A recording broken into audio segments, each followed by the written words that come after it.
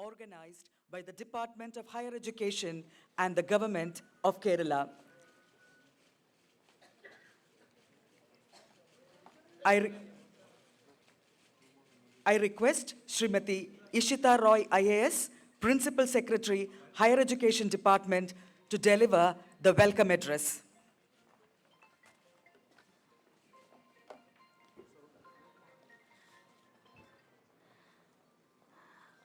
Honorable Chief Minister of Kerala, Shri Pinarayi Vijayan Sir, Honorable Minister for Higher Education and Social Justice, Dr. R. Bindu Madam, Honorable Deputy Chief Minister, Government of Telangana, Shri Bhatti Vikramarka Mallu, Honorable Minister for Higher Education, Government of Karnataka, Dr. M.C. Sudhakar, Honorable Minister for Higher Education, Government of Tamil Nadu, Dr. Govir Cheriyan, Honorable Leader of Opposition, Shri V.D. Satishan, Honorable Minister for Forest and Wildlife, Shri A.K. Shashindran, Honorable Minister for Registration, Port, Museum, Archaeology, Government of Kerala, Shri Ramachandran Kadanapalli, Honorable MLAs, Shri Mons Joseph and Shri E. Chandrasekharan, the presentation on the draft regulations by Professor Emeritus JNU, Professor Prabhat Patnaik, Vice Chairman of Kerala State Higher Education Council, Professor Rajan Gurukal, Vice Chairman of Tamil Nadu Council for Higher Education, Dr. M.P. Vijay Kumar, Vice Chairman Karnataka State Higher Education Council, Professor S.R. Niranjana, Commissioner of Collegiate and Technical Education, Srimati A. Devasena, IAS, Shri Krishna Bhaskar, Special Secretary to Deputy CM, Government of Telangana, IAS,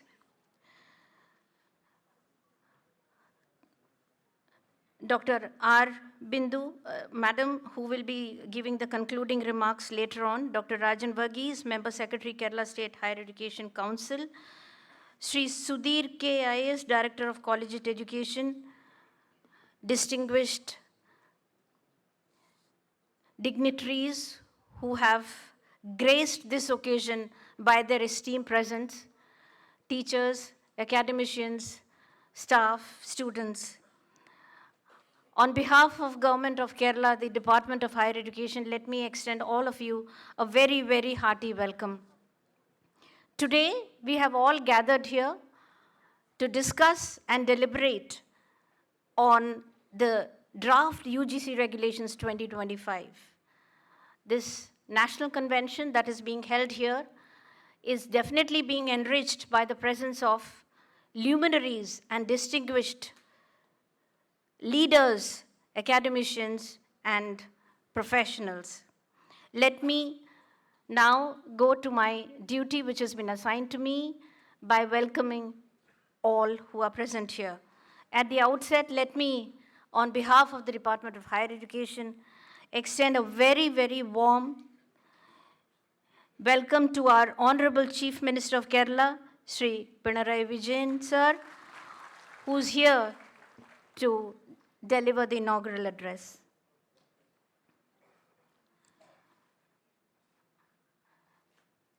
As a matter of formality, I also take this opportunity of welcoming our Honorable Minister of Higher Education and Social Justice, Dr. R. Bindu, who is presiding over today's deliberations.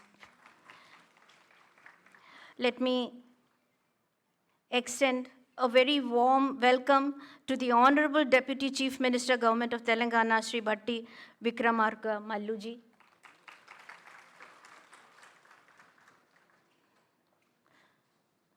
A very warm welcome to the Honorable Minister for Higher Education, Government of Karnataka, Dr. M.C. Sudhakarji. A very warm welcome to Honorable Minister for Higher Education, Government of Tamil Nadu, Dr. Govir Cheriyan, sir. A very warm welcome to the Honorable Leader of Opposition, Shri V.D. Satishan, sir.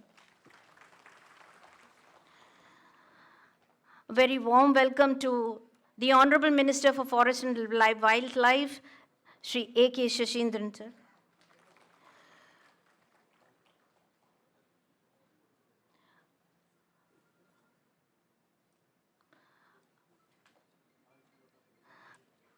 A very warm welcome to the Honorable Minister for Registration, Port, Museum, Archaeology, Sri Ramachandran Kadanapalli, sir.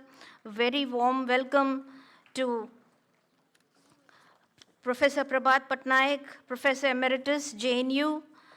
Very warm welcome to Professor Rajan Gurukal, Vice Chairman, Kerala State Higher Education Council, Dr. Rajan Gurukal, sir. Very warm welcome to the Vice Chairman, Tamil Nadu Council for Higher Education, Dr. M.P. Vijay Kumar. Very warm welcome to the Vice Chairman, Karnataka State Higher Education Council, Professor S.R. Niranjana. Warm welcome to Srimati A. Sri Devasena, IAS, Commissioner of Collegiate and Technical Education, Government of Telangana. Very warm welcome to Sri Krishna Bhaskar, Special Secretary to Deputy CM in the Government of Telangana. Very warm welcome to Dr. Rajan Varghese, Member Secretary, Kerala State Higher Education Council.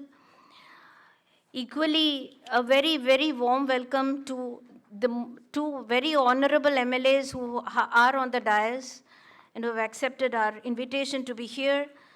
Honorable MLA Mons Joseph, sir, and Honorable MLA E. Chandrasekharan, sir.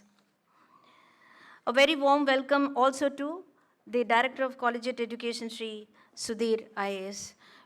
I extend a very warm welcome to each of the distinguished luminaries and the participants who are here to grace the occasion, to participate in the deliberations, and to make it very meaningful, not only for the state of Kerala, but for the other states too. Thank you all very much. I now invite Dr. R. Bindu, Honorable Minister for Higher Education and Social Justice, Government of Kerala, to deliver the opening remarks. Over to you, Madam.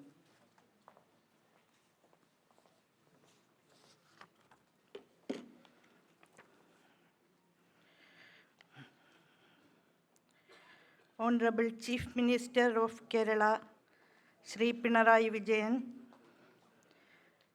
Shri Batti Vikramarka Mallu, Honorable Deputy CM of Telangana, Dr. M.C. Sudhagar, Honorable Minister for Higher Education, Karnataka, Dr. Govi Cherian, Honorable Minister for Higher Education, Tamil Nadu, Honorable Ministers from Kerala, respected Leader of Opposition, Kerala, Shri V.D. Satishan, respected colleagues from the Assembly, political leaders, respected Professor Prabhat Patnaik, honorable leaders, officials, dignitaries, and dear participants. At the very outset, on behalf of the Higher Education Department of Kerala, let me extend wholehearted greetings to all the participants of this convention, especially the ministers and top officials from other states who have graced this occasion by their presence. Let me take this opportunity to express our sincere gratitude to the participants from other states for expressing solidarity in a cause which has national relevance. As you all are aware, this convention is prompted by the draft UGC Regulations 2025, which contains certain provisions which demand close scrutiny and vigilant review, and we have certain apprehensions and serious reservations about their far-reaching implications. Some of the proposals put forward by the regulation are perceived as an immediate incursion on the federal structure of the country, and thus an attempt to undermine the principles underlying the Constitution of India.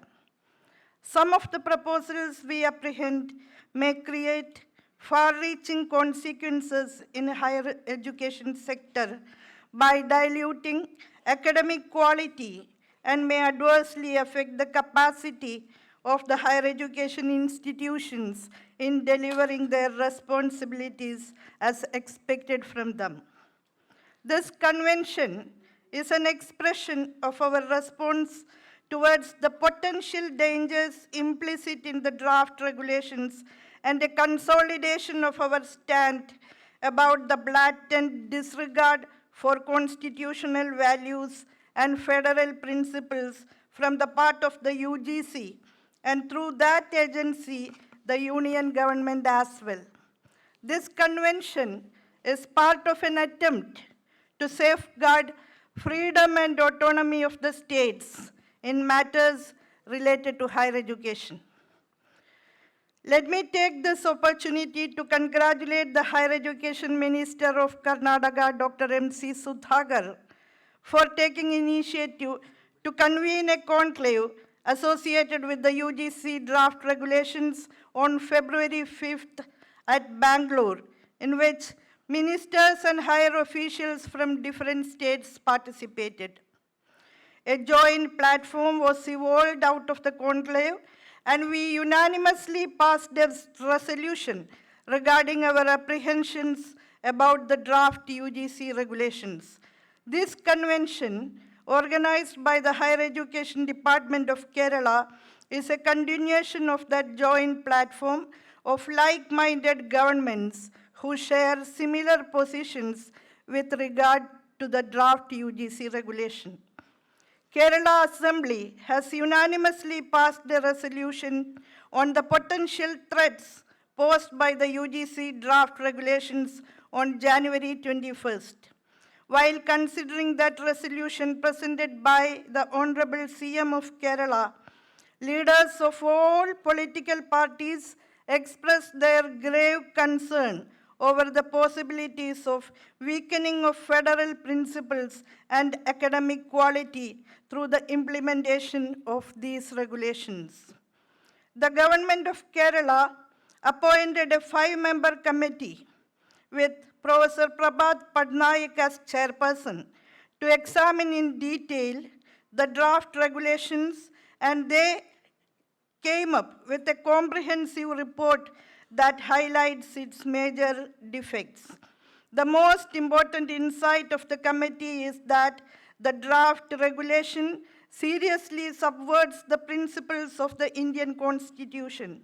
The fact that the draft UGC regulation may turn into an assault on the rights of the state governments is most evident in the matter of selecting vice chancellors in state public universities.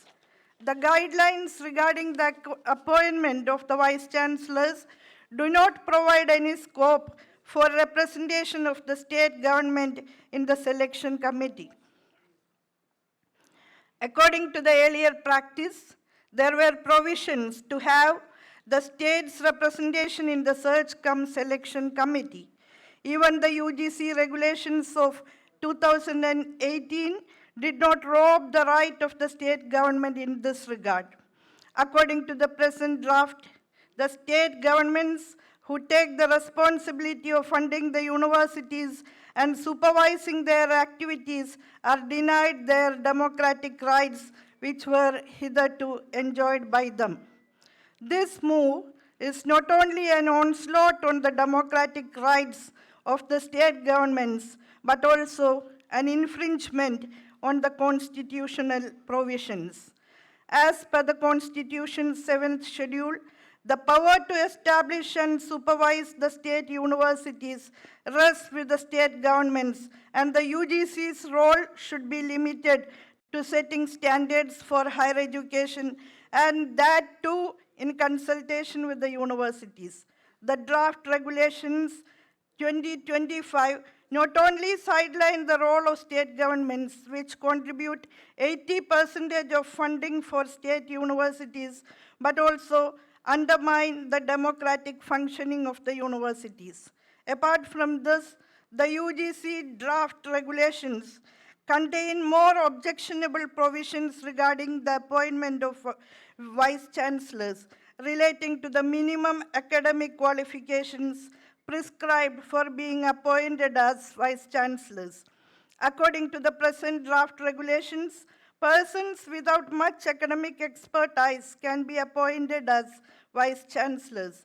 Persons from the private sector, industrial or commercial backgrounds, or public administrators with a minimum 10 years experience can be appointed as vice chancellors. The move to dilute the academic qualifications required for vice chancellorship may adversely affect the academic excellence of the universities, and such proposals may lead to further commercialization of higher education, decreasing its integrity, ultimately sabotaging academic freedom and critical thinking. Apart from this, the appointment of assistant professors also is being threatened with similar prospects, as the minimum academic qualifications are not compulsory and any person with some experience in any field can be professors of practice. Similar kind of vagueness is visible in the provisions related to contractual appointments, guest faculty, and visiting faculty. The UGC has authority to determine the qualification of academic staff, but to intrude into the process of selection and appointment, including that of vice chancellor, is not only a dilution of the autonomy of the universities and the powers of the states, but also a direct act of violation of the federal principles underlying the Indian Constitution. It is important to note that recently UGC has started to retreat from its initial responsibilities prescribed at the formation of that body, namely providing grants and support to enhance quality. And instead, it has started to exert rigorous regulations which can be seen as part of a scheme for centralization from the part of the central government. UGC has withdrawn from its birth principle of providing grants and guidelines, has become a surrogate system of power.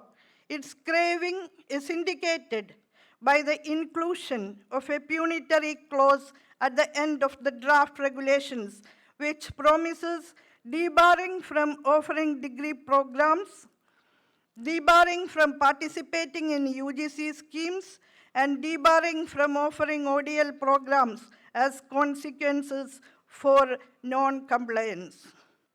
Whether the respective state governments have consented to adopt the scheme or not, all higher education institutions are supposed to comply with these regulations, failing which they will face punitive consequences.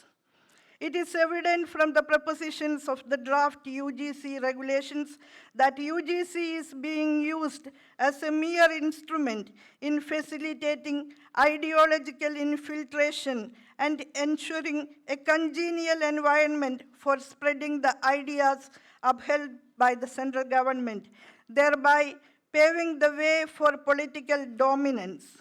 It is important to remember in this context that the attacks against the diversity and pluralism of our country and its secular ethos acquire more and more momentum day by day. Whether the respective state governments have consented to adopt the schemes or not, all higher education institutions are supposed to comply with these regulations, failing which they will face punitive consequences. The draft UGC Regulations 2025 can be viewed not only as an attempt to undermine democratic values in the field of higher education, but also to relegate it into the clutches of those who spread regressive ideas. For the last few years, the UGC has been constantly intervening in the affairs of universities and colleges, overstepping its mandate and adopting thoroughly unconstitutional positions. This is dangerous as it can easily expand into other areas and encompass a larger field of constitutional action.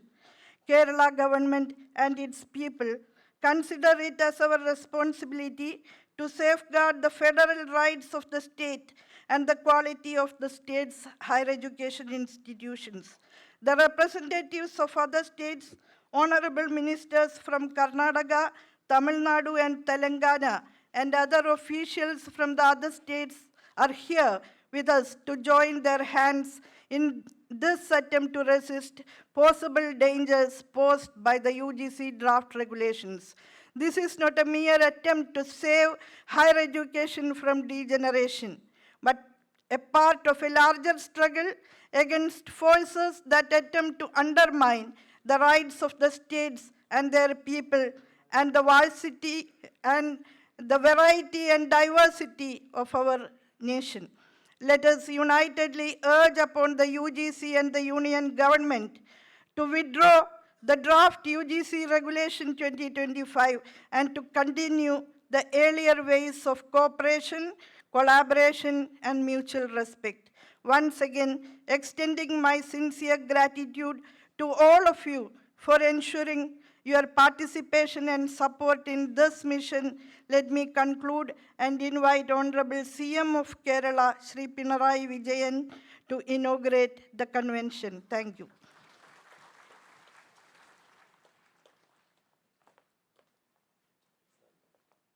We now have the inaugural address. I invite the Honorable Chief Minister of Kerala, Shri Pinarayi Vijayan sir, to deliver the inaugural address.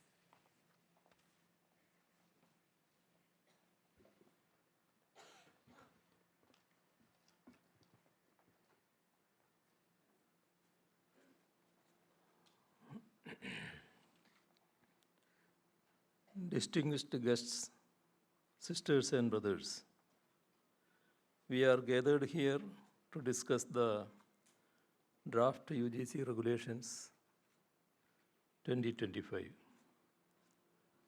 As you all know, these regulations infringe upon the powers of the states in legislating higher education and thus undermines the federal foundations of our country.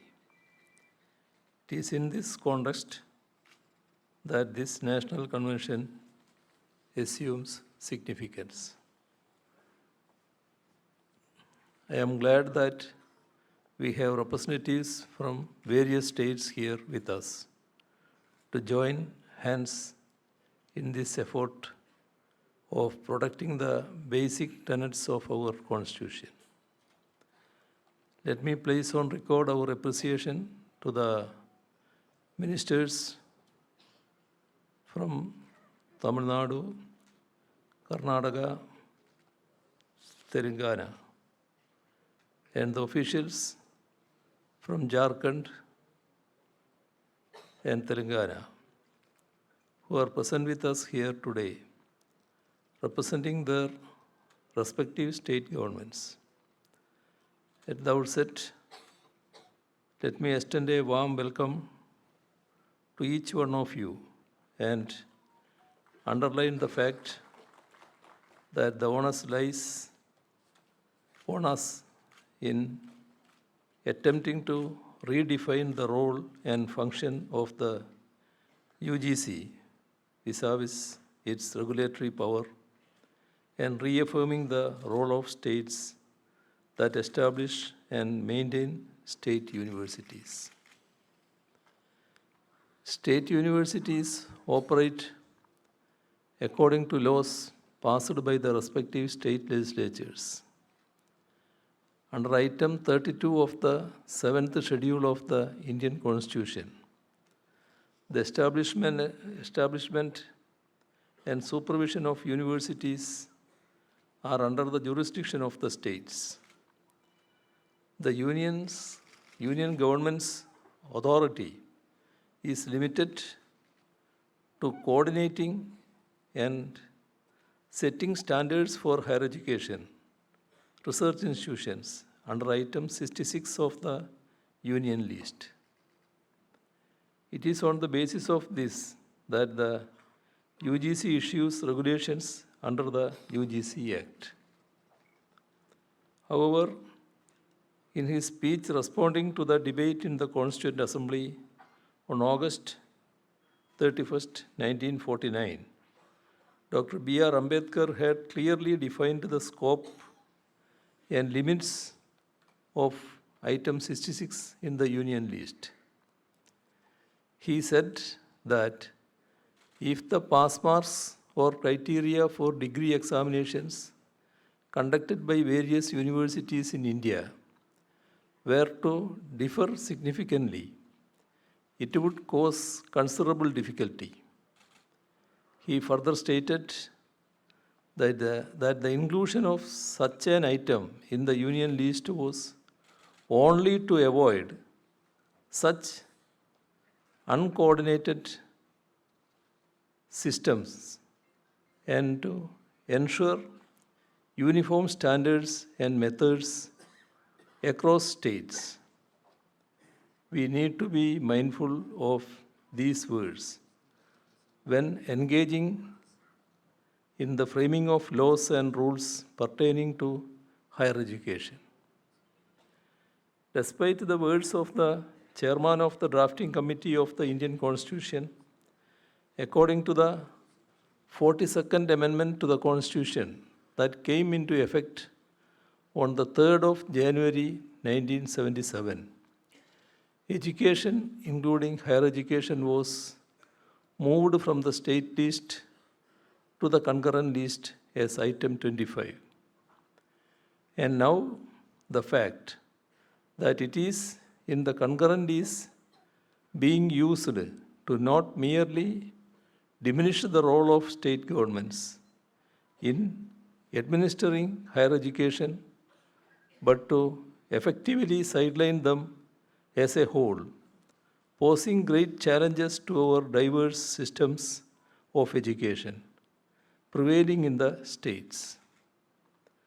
The strengthening of such systems are essential for the preservation of our cultural and linguistic diversities.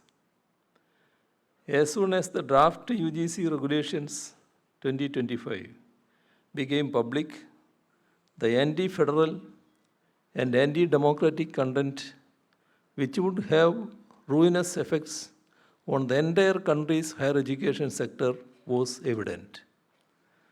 Therefore, the Kerala Legislative Assembly unanimously passed a resolution urging the Union government to withdraw them. We also called upon the Union government to engage in detailed discussions with all stakeholders, taking their opinion seriously before issuing new guidelines. Furthermore, we have appointed a 5-member committee under the stewardship of Professor Prabhat Patnaik to formulate our views on these new regulations and respond to the UGC. Professor Patnaik is here with us today and will be making a detailed presentations on the draft regulations. Therefore, let me not go into them at length, but just make mention at a few of the most glaring issues on it. The primary issue with the draft regulation is that they do not envisage any role for the state governments in the appointment of the vice chancellors of the public universities established under the state acts and thus impinge on the legitimate rights of the states in a federal setup. In the selection process of vice chancellors, all powers are sought to be vested in the chancellor by taking away the function of constituting the search cum selection committee from the higher education departments. If the chancellor can appoint anyone from a panel undoubtedly the appointment will be at the behest of the political powers that have appointed the governor. As in almost all state universities, governors are chancellors. In that sense, the draft regulations are against the basic federal principles enshrined in the Constitution. It is important to share an experience we have had in Kerala with regard to the position of both governor and chancellor being by the same person. Following political interventions by the gubernatorial office in the administration of state universities, as their chancellor, the Kerala Legislative Assembly passed bills that sought to prevent such excesses. However, several bills were set upon, questioning the autonomy of the legislature. This prompted us to go to the Honorable Supreme Court. When the court took exception to such extra-constitutional methods, assent was immediately given to some of them, and the rest were sent to the President. This made it clear that the gubernatorial office was being used for political motives, especially with regard to running state universities. Another issue is that the draft regulations also pose a threat to the country's higher education sector as a whole. How? By proposing to make non-academics eligible for appointment as VCs, doing away with the academic performance indicator system of evaluation, altering the provisions for appointment and making promotions arbitrary rather than time-bound and straightforward. Also, the provisions related to the consequence of violations of the draft regulations are drastic, excessive, and undemocratic. They require serious reconsideration. According to the draft regulations, non-academics who have served for at least 10 years at a senior level in industry, public administration, public policy, and or public sector undertakings with a proven track record of significant academic or scholarly contributions can be appointed as VCs. There is every possibility of the present political dispensation at the center using this provision as a camouflage behind which people of academic excellence will be substituted by people of political choice, as has happened in many of our iconic institutions, ranging from the Pune Film Institute to the ICHR. Such politically motivated interventions can seriously impinge upon the standards of higher education in the country. The draft regulations removes the API system of evaluation. In place, it introduces a new system which allows for a higher level of discretion. Along with that, the provisions for the appointment of assistant professors, especially about non-requirement of basic degree in the core subject concerned, will prove detrimental to the country's higher education sector.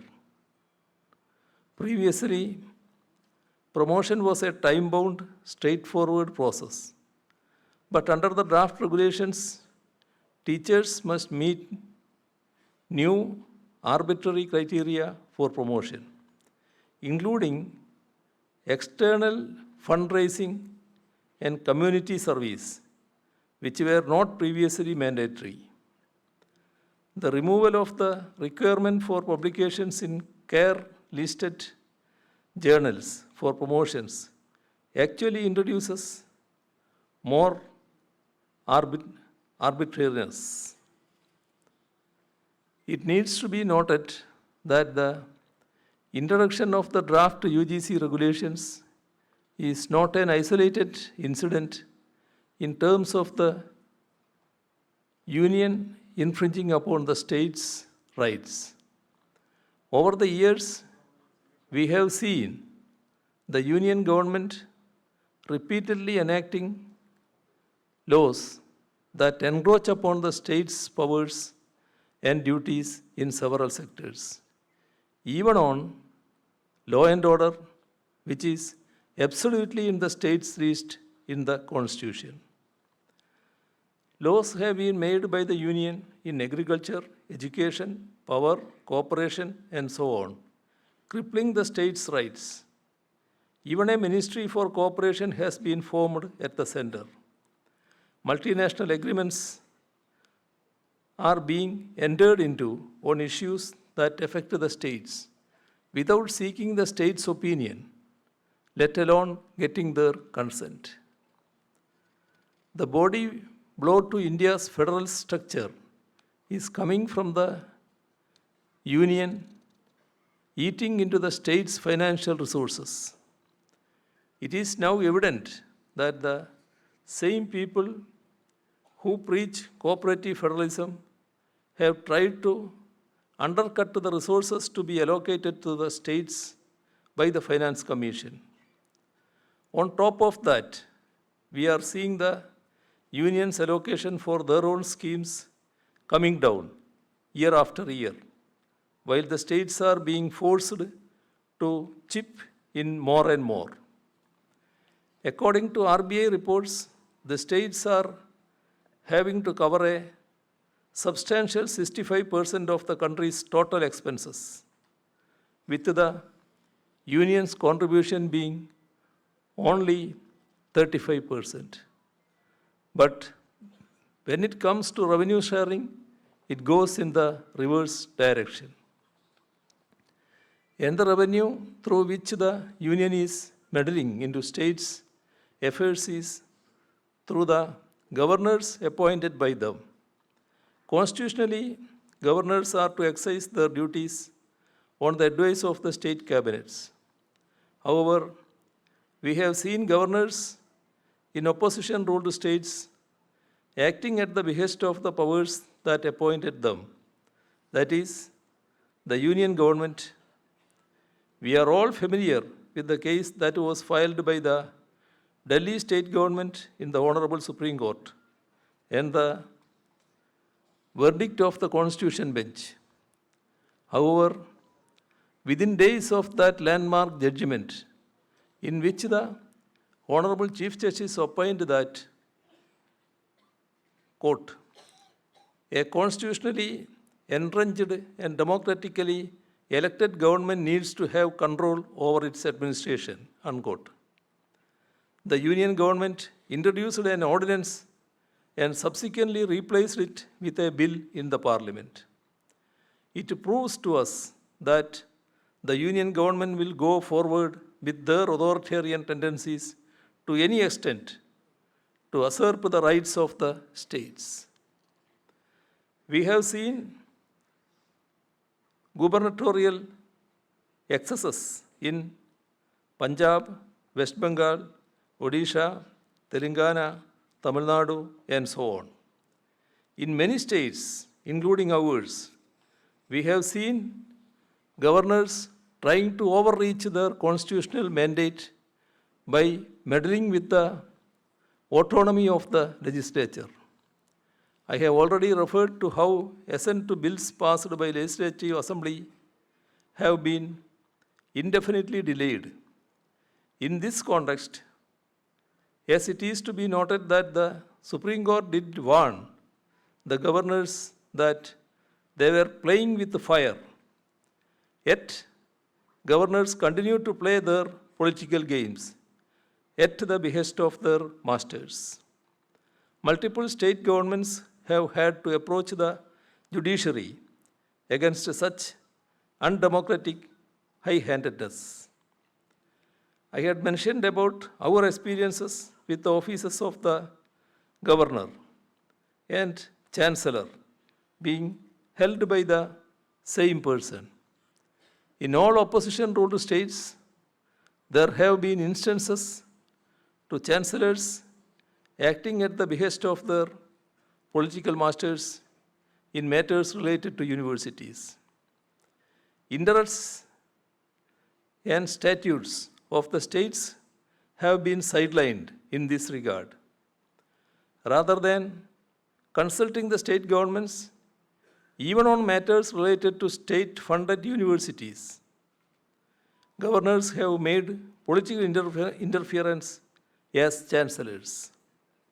Such interferences will only be strengthened by the current draft regulations.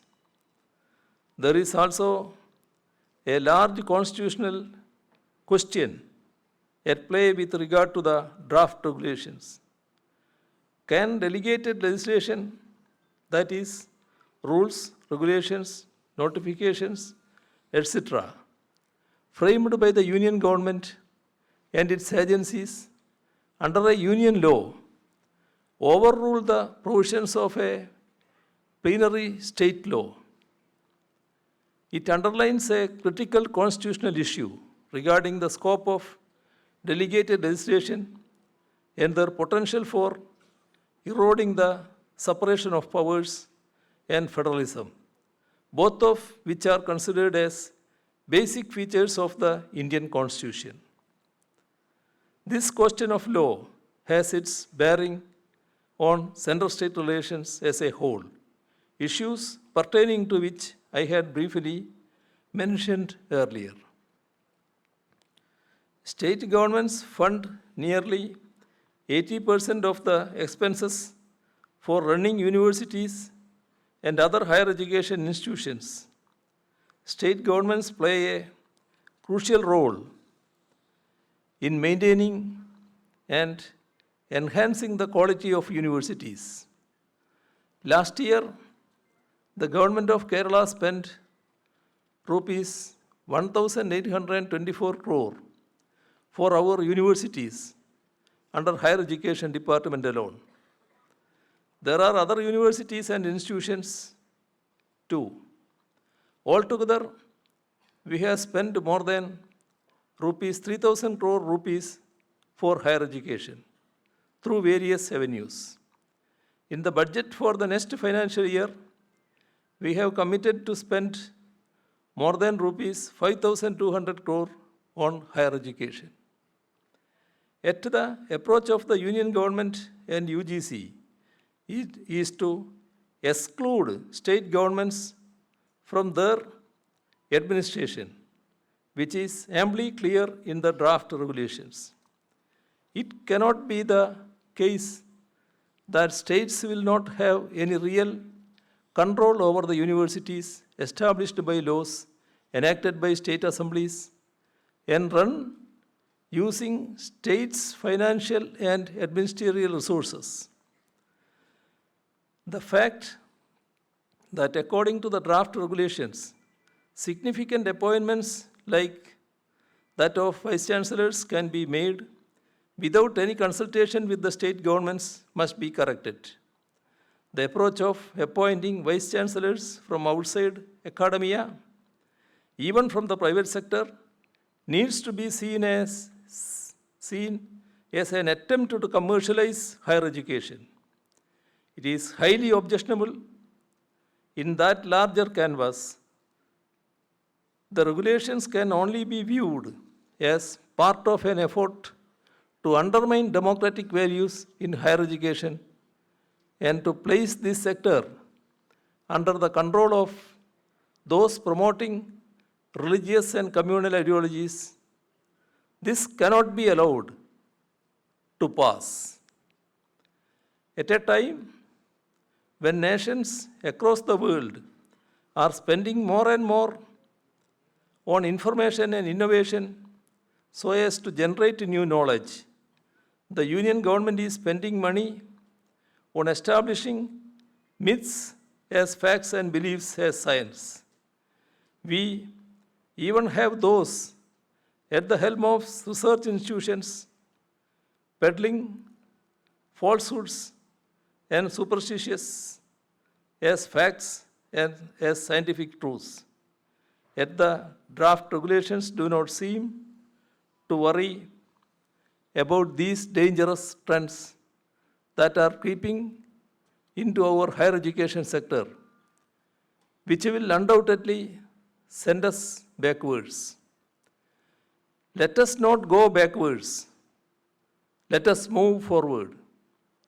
Let us move forward by protecting the rights of states and preserving our systems, cultures, and languages.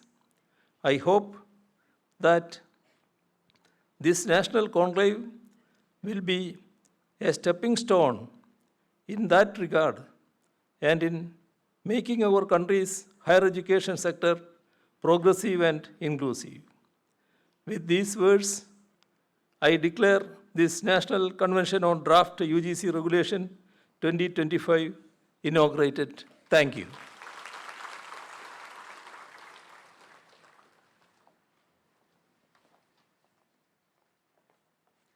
Thank you, sir. Now we have a guest of honor speaking to us. I invite the Honorable Deputy Chief Minister, Government of Telangana, Shri Batti Vikramakammallu, sir, to address the gathering.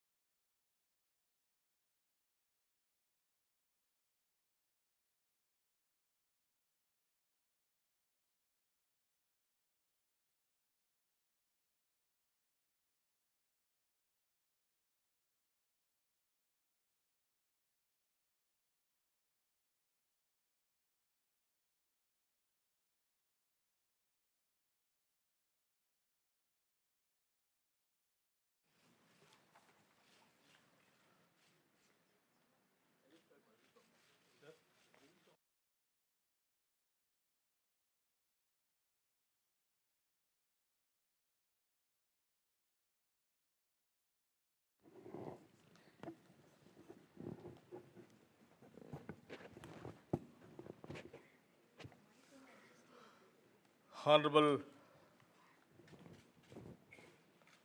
Chief Minister of Kerala, Sri Pinarayi Vijayan Garu, Honorable Minister for Higher Education and Social Justice, Dr. R. Bindu Garu, Honorable Ministers, Sri M.C. Sudhakar Garu from Karnataka, Honorable Minister from Tamil Nadu, Thiru Govi Chijian Garu, Sri K. Rajan Garu, Sri E.K. Shashidharanji, Sri Ramachandran Garu, Kadanpalli, and Sri P.K. Kunhali Kutti Garu, Sri V.D. Satishanji, and eminent academicians, distinguished guests, ladies and gentlemen, particularly the youngsters who have come from various educational institutions. I bring very warm greetings from the Chief Minister of Telangana, Sri Revanth Reddy Garu, who deeply values this discussion. While he could not be here, he has sent me as a firm advocate for the autonomy of states in shaping their own educational futures. It is often said that education is the foundation of progress. But what happens when, after laying a strong foundation, someone else keeps shifting the ground beneath it? That is what we face today. Decisions about higher education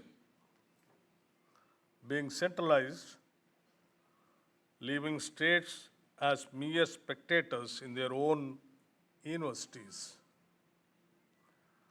The UGC's new regulations are a classic case of you pay the bill, but you don't get to order the food.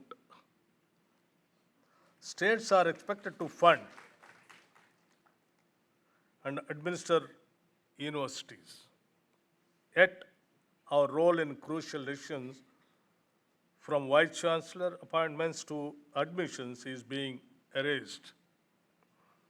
If this continues, soon we may only have the privilege of inaugurating buildings and cutting ribbons, nothing else. Education is as we all aware of, it's in the conquered list. Not a monopoly of the center. Telangana, like many states here, has built a system suited to people, expanding residential schools, setting up a skill university, recruiting teachers. But a one-size-fits-all policy is like forcing everyone to wear the same pair of shoes. Some will trip, some will limp, and no one will walk comfortably. This is not just about Telangana. Every state here understands that without autonomy, we cannot ensure quality education. So let's not just discuss. Let's assert. Because history shows that when states unite with a common cause, the center must listen. With that, allow me to take you through Telangana's approach, what we have built, what we stand to lose, and why a stronger federal structure in education is the only way forward.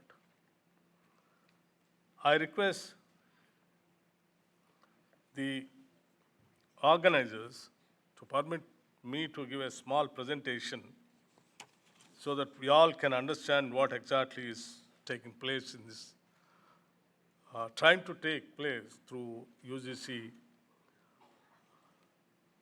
the regulations 2025.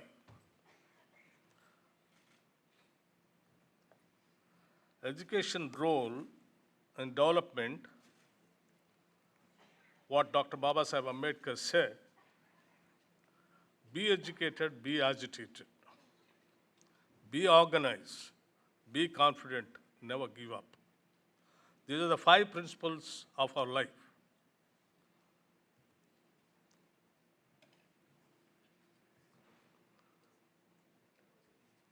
The cornerstone for development, we have prioritized education in Telangana.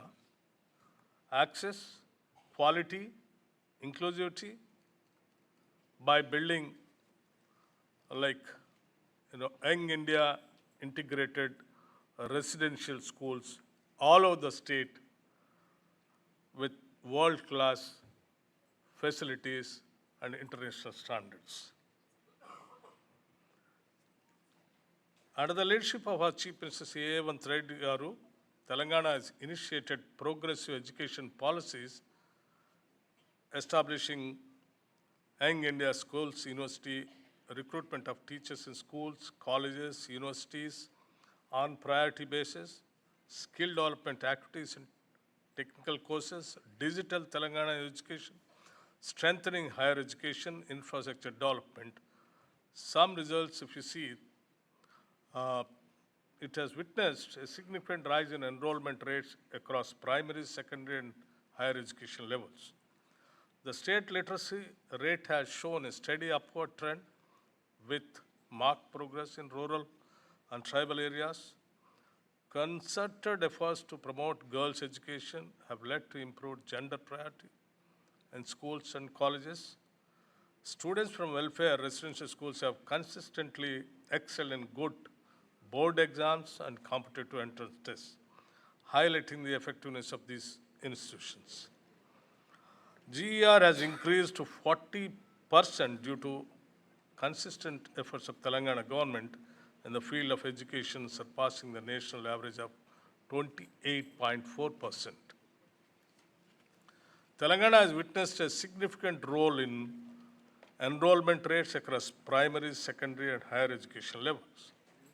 The state literacy rate has shown a steady upward trend with marked progress in rural and tribal areas. Concerned efforts to promote girls' education have led to improved gender parity in schools. Like to show the federalism in India.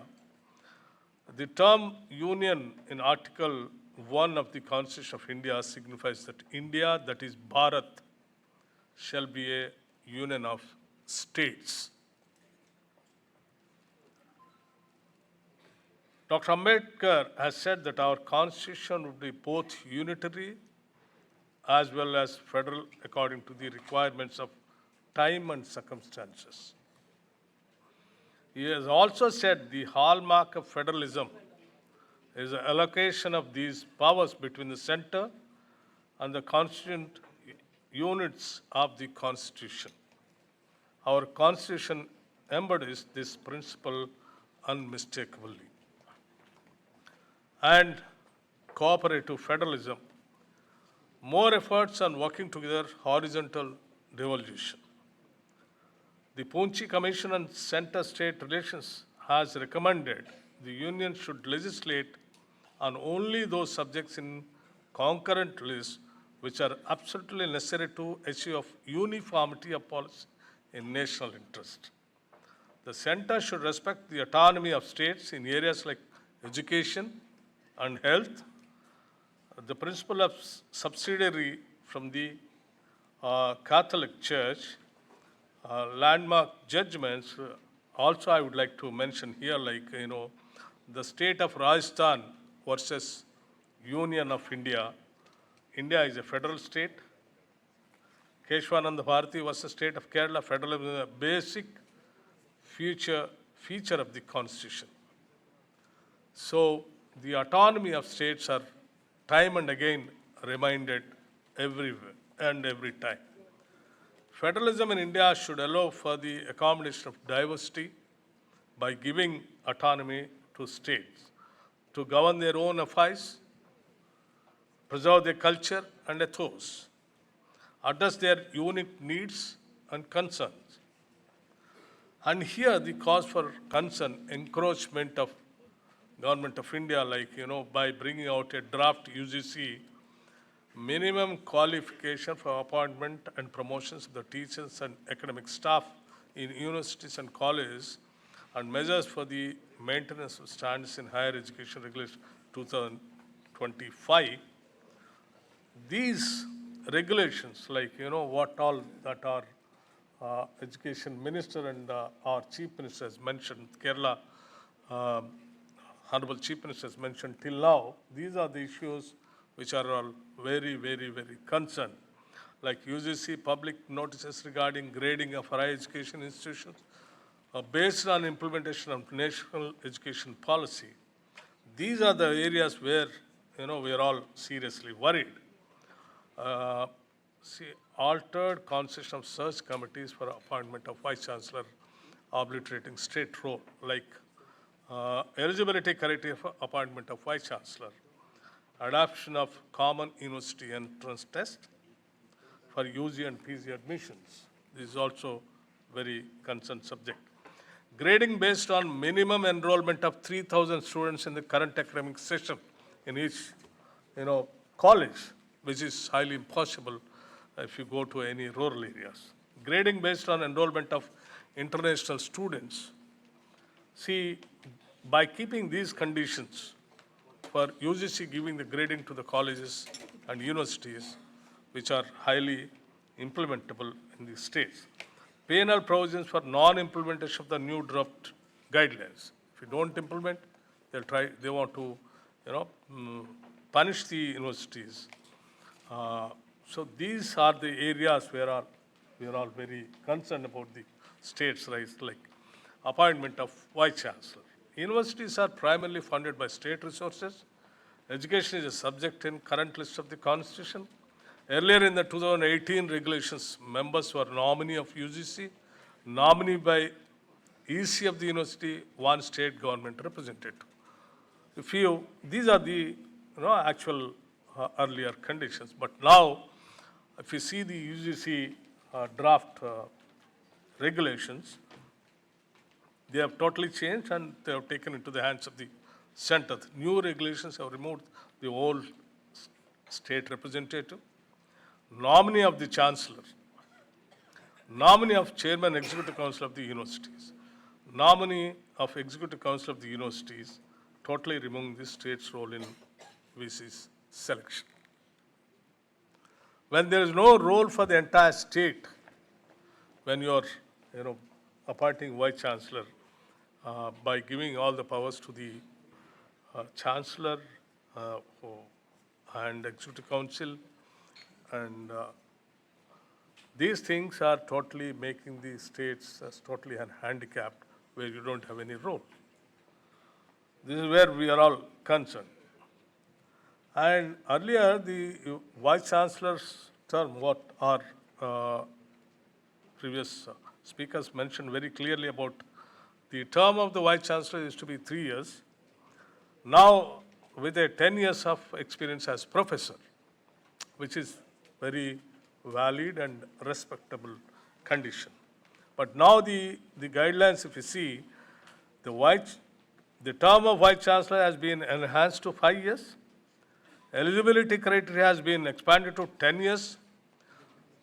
Experience in academic institutions, industry, public administration, PSCs.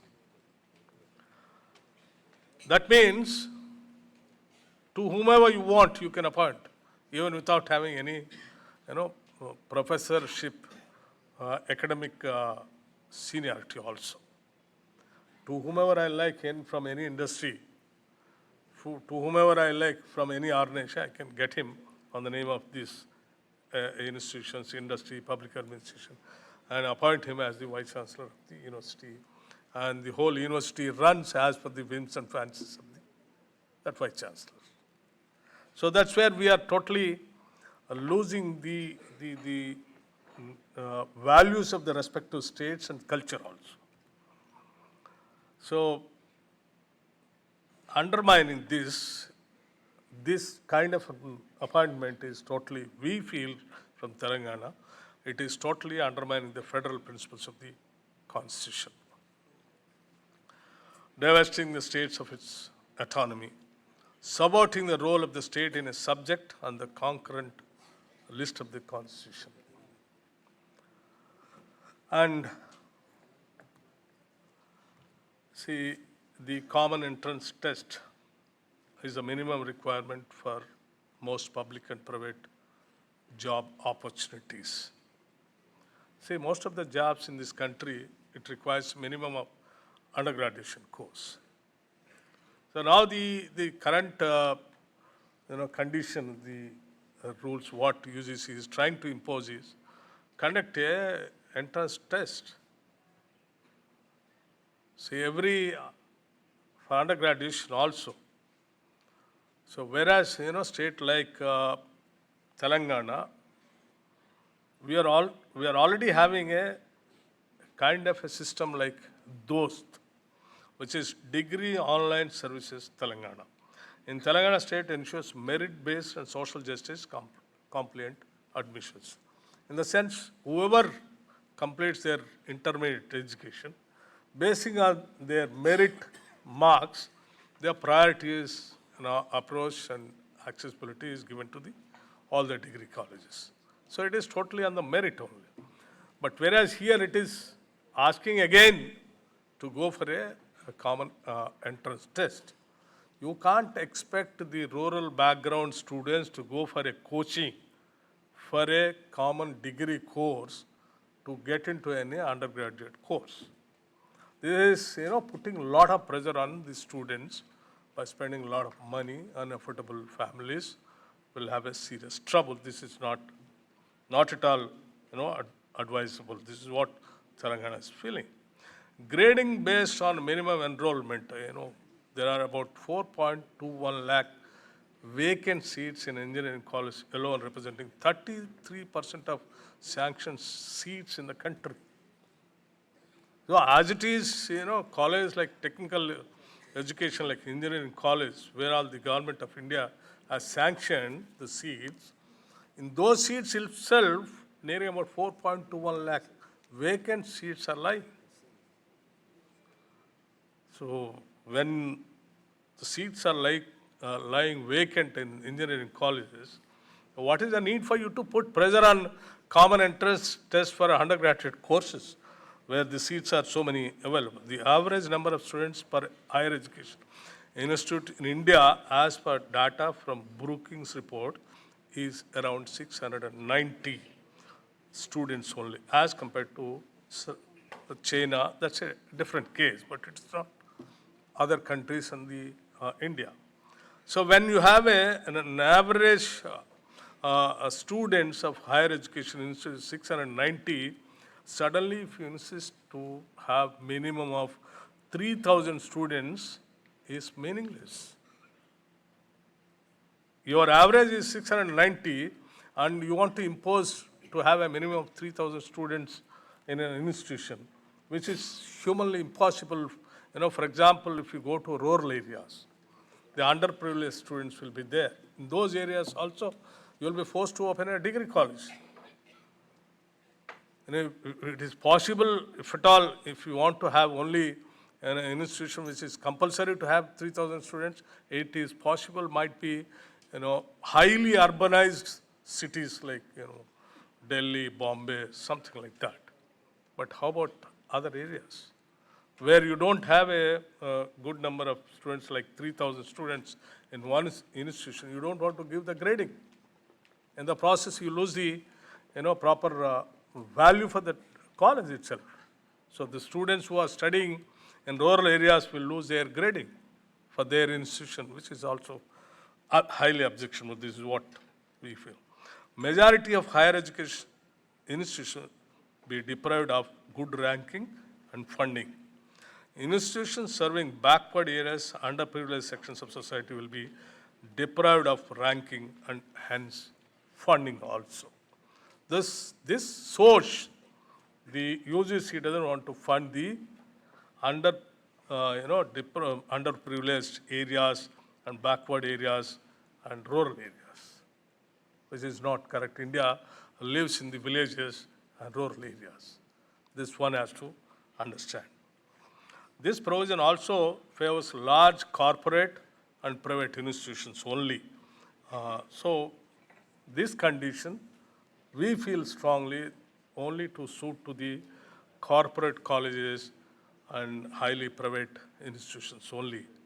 It is in a way discouraging the government colleges and all that. In the process, it is making an education a big business center. So it is attracting international students. This is also one of the a serious area where we all have to think about it seriously. There is a need to increase GER in the country with the national average being just 28.4%, and several students from deprived socioeconomic backgrounds still unable to access higher education. There is an immediate need to focus on the state and country's requirement of increasing GRA rather than attracting international students. If you don't attract the international students, you lose the grading. When your own students are not having sufficient number to study in the centers, so you are focusing of inviting the international students and asking them to fill it with them certain percentage. If you don't do that, you lose the grading. Colleges established with the social and welfare objective of catering to rural and tribal areas, of providing equity and access to education with limited resources cannot focus on attracting international students. So by keeping this condition, you are forcing the governments of various respective states to cut short your colleges, which is based on social and welfare objectives, which is not correct. The provision only unfairly favors the large corporate and private institutions. And one more condition they are trying to keep is biannual examinations. Conduct biannual examination calls for expansion of infrastructure, recruitment of additional faculty. For implementation of biannual examination, state requires allocation of considerable financial resources. The UGC should engage in a dialogue with the state to formulate guidelines, share resources, both financial and infrastructural, for a mutually acceptable line of action that benefits students at large.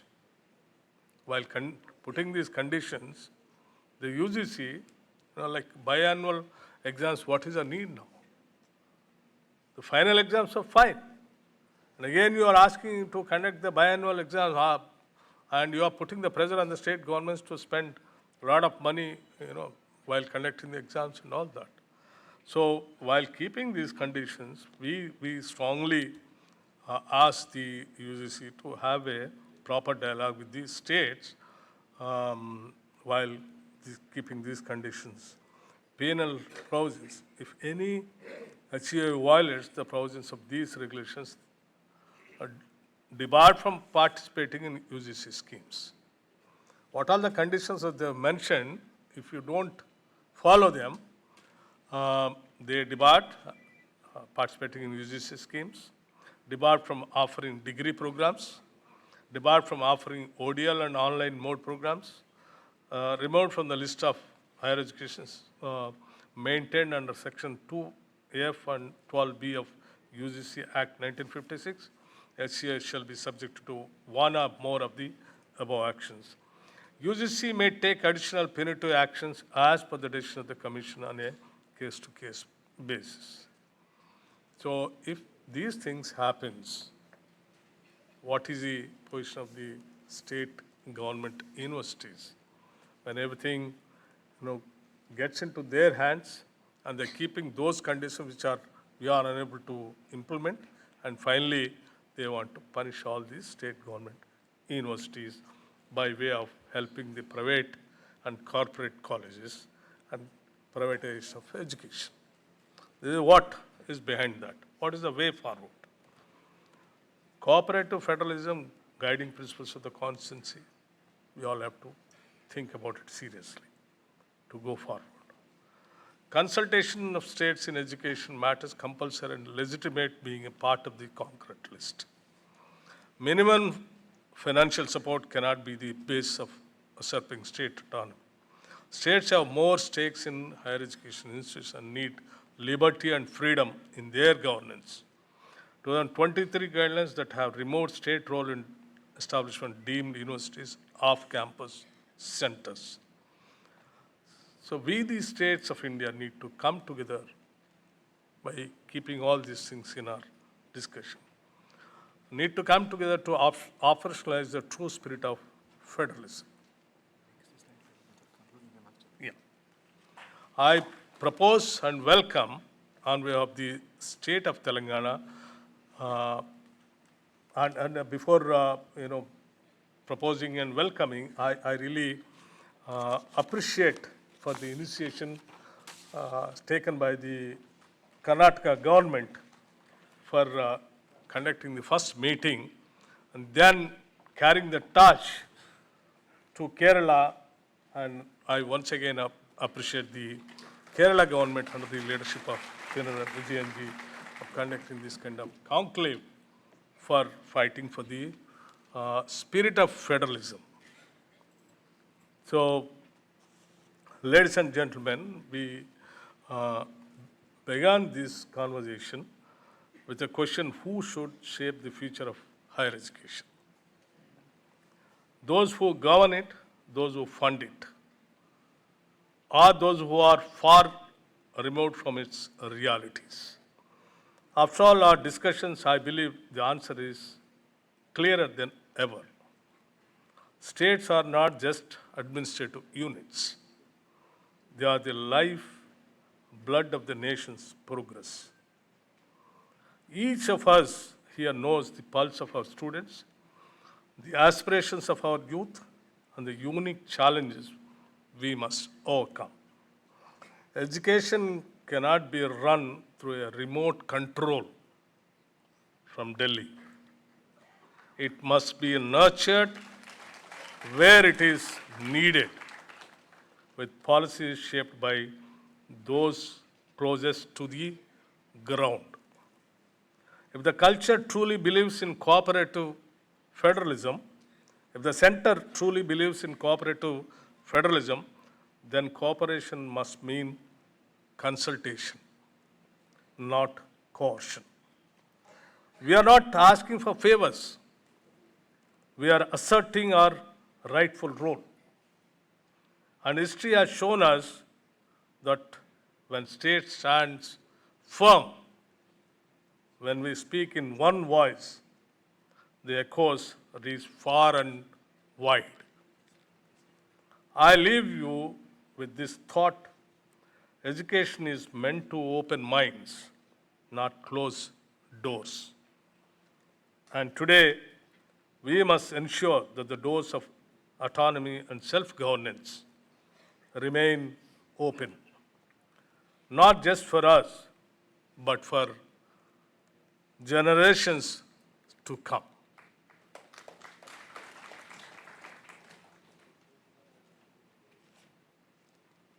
With this, we, the states of India, need to come together to operationalize the true spirit of federalism.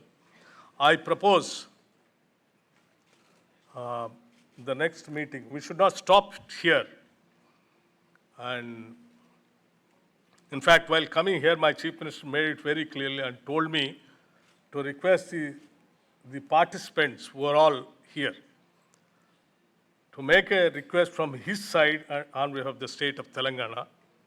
Let's have a next conclave in Hyderabad. You extend a welcome from his side. This is what I'm trying to communicate it, and I'm requesting all the ministers and the Chief Minister to make sure that you find some time, take out some time to come to Hyderabad and address such a serious issue.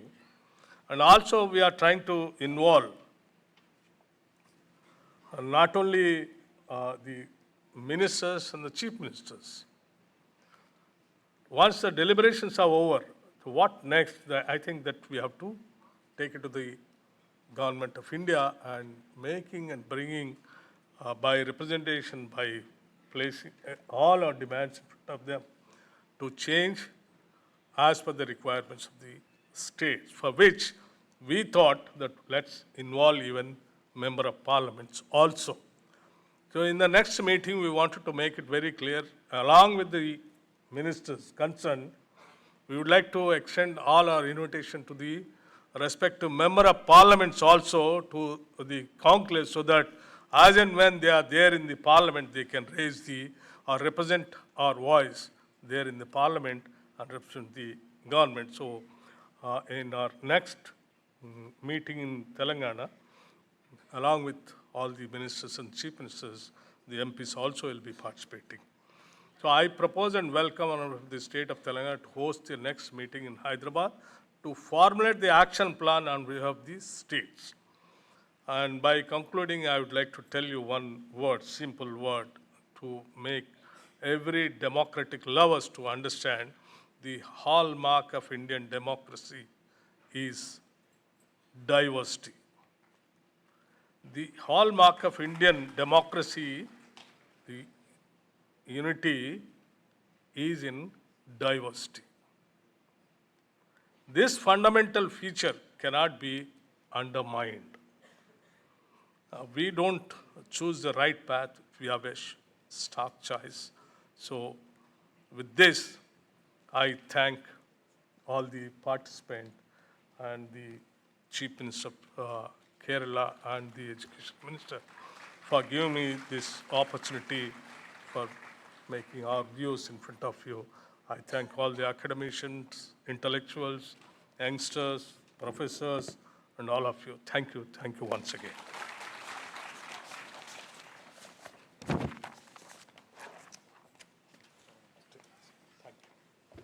Thank you, sir, for your presentation. The Honorable Minister for Finance, Government of Kerala, Shri K.N. Balagopal, sir, has graced us with our presence, and we welcome you, sir, to this convention. There is a slight change in the schedule, as the Honorable Leader of Opposition, Shri V.D. Satishan, has to attend a subject committee meeting along with the Honorable Chief Minister. We now have the keynote address. I invite you, sir, Shri V.D. Satishan, Honorable Leader of Opposition, Kerala Legislative Assembly.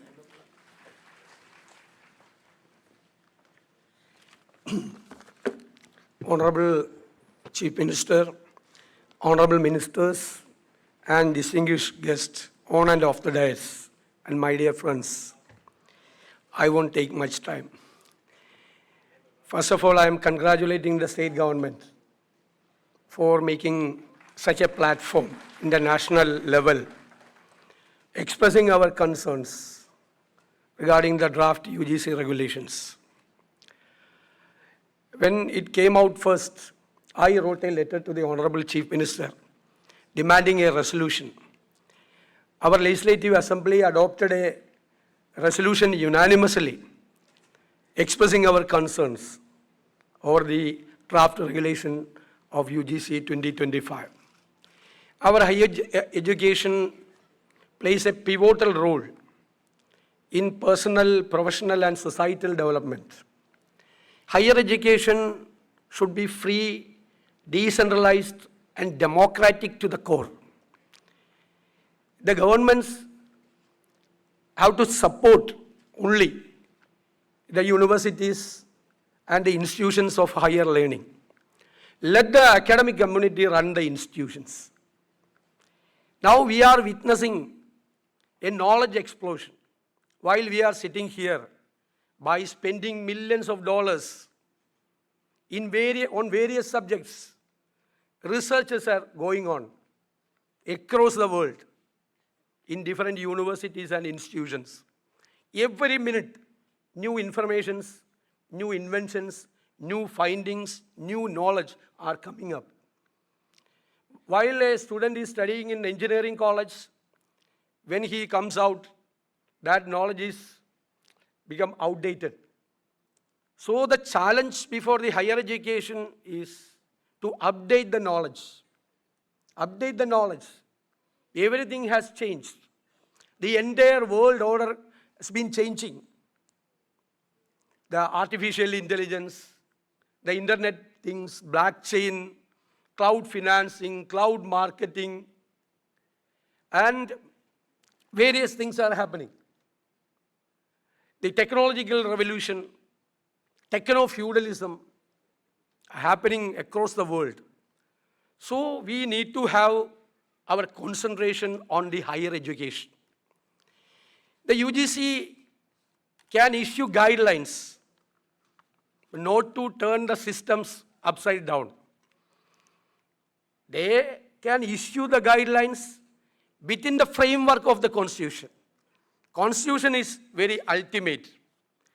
Now I am of the opinion that the higher education system is at crossroads. So one of the most contentious aspects of the draft regulation is a revised process for appointing vice chancellors. The new guidelines propose a selection committee comprising members nominated by the chancellor, the UGC chairman, and the university's executive council or senate. This gives the union government an upper hand. As per the constitution, the matter of education is in the concurrent list. However, the draft UGC regulations take out the state government from the stakeholder in the subject matter of education. This also diminishes the role of state governments in the appointment process, effectively centralizing power and undermining the federal structure of governance in higher education. As of January 29, 24, the total number of universities in India is 1,113. These include different kinds of universities like central, state, deemed, and private universities. There are only 56 central universities in India. Barring 19 private universities, majorities are state universities. With states controlling lion's share of universities, any step intended to keep the state out of the higher education sector will undermine the functioning of higher education system. The Indian polity has a unique form of federalism known as cooperative federalism. The founding fathers of the Constitution envisioned a harmonious coexistence of the union and state governments. The draft regulations also open the possibility for individuals from bureaucratic or industrial backgrounds to be appointed as vice chancellors, which creates serious apprehension in the higher education. This centralization will severely deter the diversity of thought and regional relevance that state universities traditionally offer. Allowing non-academics to hem universities will undermine the scholarly values, jeopardizing academic excellence and critical thinking. The provision in the draft that the non-compliance with the UGC mandates, and the Deputy CM spoke about the penal provisions. UGC mandates could result in higher education institutions being barred from essential funding schemes or even derecognized is a measure to arm twist the state, which will not be allowed at any cost. Such punitive measures are unheard of and are tacit steps to inject ideologies of ruling parties. The professors of practice, which allows individuals without traditional academic qualifications to hold faculty positions, will lead to further degradation of academic performance of institutions. Proposed reforms raise concerns about reducing autonomy, politicizing academic institutions, and threatening academic independence. To ensure that reforms benefit rather than damage India's higher education system. A more inclusive and consultative strategy is required, one that aspects the federal structure and the particular educational demands of different regions. Why this draft regulation now? That is a question. The answer is, fascism acts strangely in unprecedented manners. What should be done? My suggestion is that we have to act strongly, legally, constitutionally to ensure rule of law and constitutional values. Thank you. Thank you, sir. Now we have a guest of honor.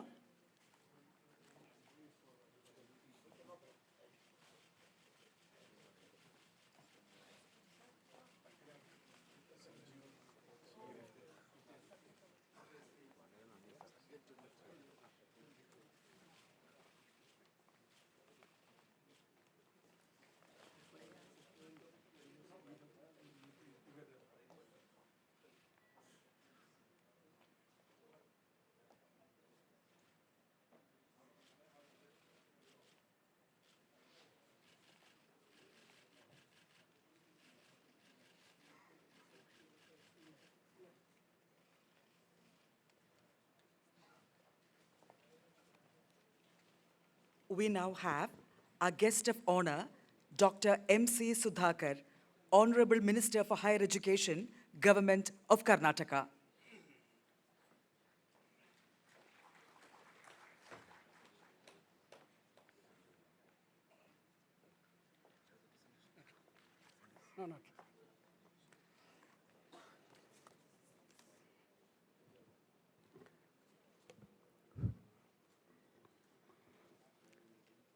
Good afternoon to one and all here. Honorable Chief Minister of Government of Kerala, Shri Pinarayi Vijayan sir,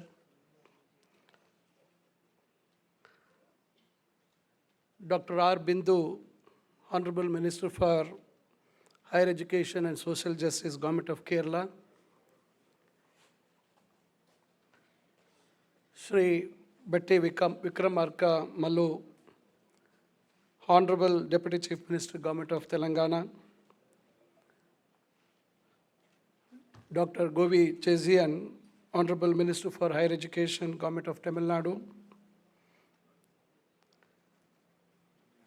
Honorable Leader of Opposition, Karnataka, Kerala Legislative Assembly, Sri V.D. Satishan, Professor Prabhat Patnaik,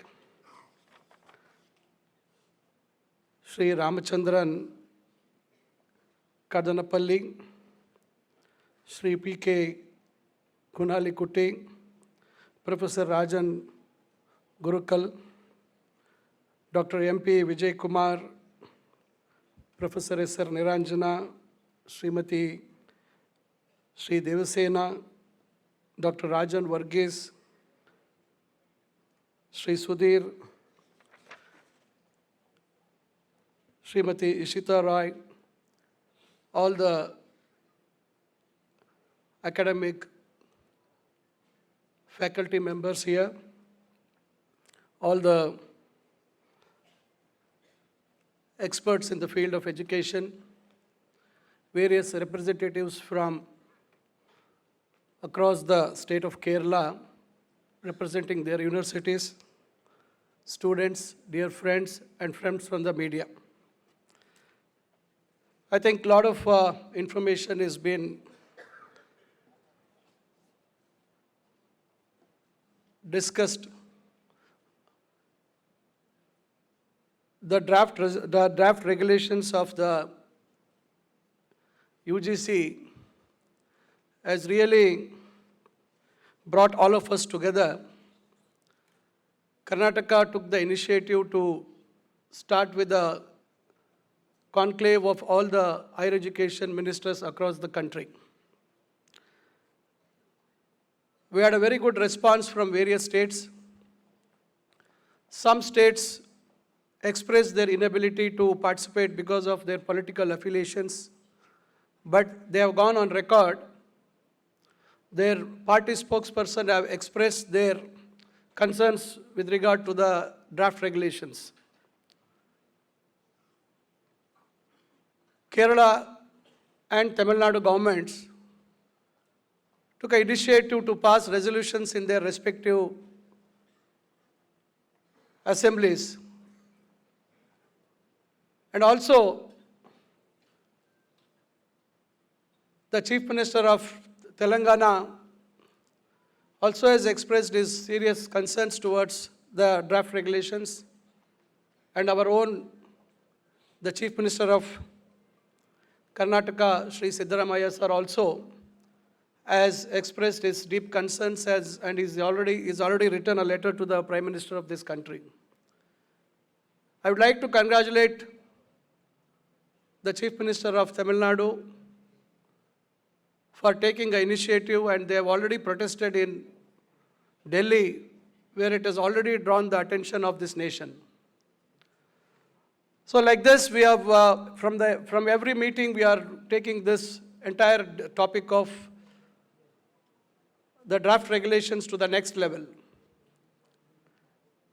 Now, what I see here is something different from what we conducted in Karnataka. We initially thought that it should be a conclave restricted only to the ministers of higher education.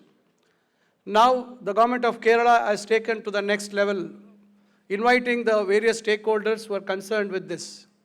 So I'd like to congratulate the Honorable CM as well as the Honorable Minister for Higher Education for taking this conclave to the next level. Sorry, I have not acknowledged the presence of the Finance Minister of the state. I think he was busy preparing. Your budget is over. Okay, we are waiting for our budget to come. So, sorry, I didn't acknowledge your presence, sir. We have our Finance Minister from Kerala here. So, I would like to congratulate the government here. As well, I think the Telangana government, the Honorable Chief Minister of Telangana has already extended his invitation through our Deputy Chief Minister of Telangana. I think we need to involve more number of people into this. The government of India thinks that it can dictate terms to the states in whatever way they want. They're trying to infringe upon the federal system of this country. So, without repeating the things which have already been discussed, from the beginning I would like to say that they tried to bring in a new education policy 2020. All the states, most of the southern states and some of the northern states also have opposed for the national education policy.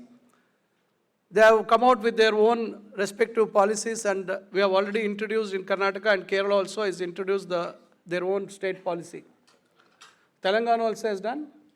Yeah, now various states have brought in. But I think Karnataka's earlier regime was the first state in the country to say that we are going to introduce national education policy in the year 2021. They introduced the national education policy in the higher education field. When the new dispensation in Karnataka, when our government came in, we had made it a point that we are going to have our own state education policy, and immediately once the government came in, we formulated a commission to draft a new education policy. But keeping the academic interests of the students, we abruptly never withdrew the existing national education policy which was introduced by the earlier government. We took a few months' time, and then from 2024-25, we have introduced our state education policy. We are yet to receive the final report from the commission. But what I would like to say here is, any reforms in the system of education to be brought, probably I think everybody is aware that there is something called a Central Advisory Board for Education, wherein the various representatives will be there, and mainly the ministers for higher education from all the states will be part of that advisory board. Probably if the government of India was very serious about taking everybody along with the federal system, they could have invited all the stakeholders, the concerned ministers for higher education. Probably they would have taken the respective governments into confidence, and probably they could have said that, okay, we need to create more employability now. Our system of education is not being able to give employment to our graduates. So what is that we have to do? What is the lacunae in the present system? How do we fix this lacunae in the present system? And how do we take it forward? And how do we increase the GER in this country? So this is what I think probably the UGC should have thought. But unfortunately, UGC's interest is something else. I think they feel that whatever system of education is there abroad, I think whatever is being practiced abroad for various years, and the fabric, the social fabric itself is different abroad. And higher education is not free abroad. I think many people will accept what I'm saying. Many foreign countries, the higher education is not free, and we have to pay from our nose. Through our nose, I think we have to pay. But they have adopted various systems of education in those countries. But with our huge population, with our diversity, with our socio-economic fabric is totally different, we cannot try to bring in a system which is there abroad and try to force on people to accept it. For example, I would like to mention here is, already I think our Deputy CM from Telangana mentioned about biannual admissions. How is it practically possible to have biannual admissions is one thing to be thought. There's one more thing what they have brought in is dual degree program. How practically possible is dual degree program in our present situations? Another thing is fast track degree course. How can it be possible to have a fast track degree course?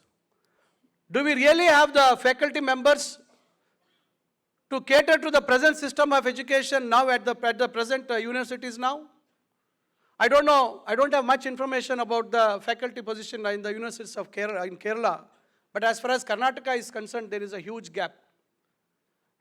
Karnataka boasts of the highest number of universities in the country. We have about 32 public universities. We have around 29 private universities. We have central universities. We have other specialty universities, health university, technical university. We have animal husbandry university. We have rural development university. We have agriculture universities.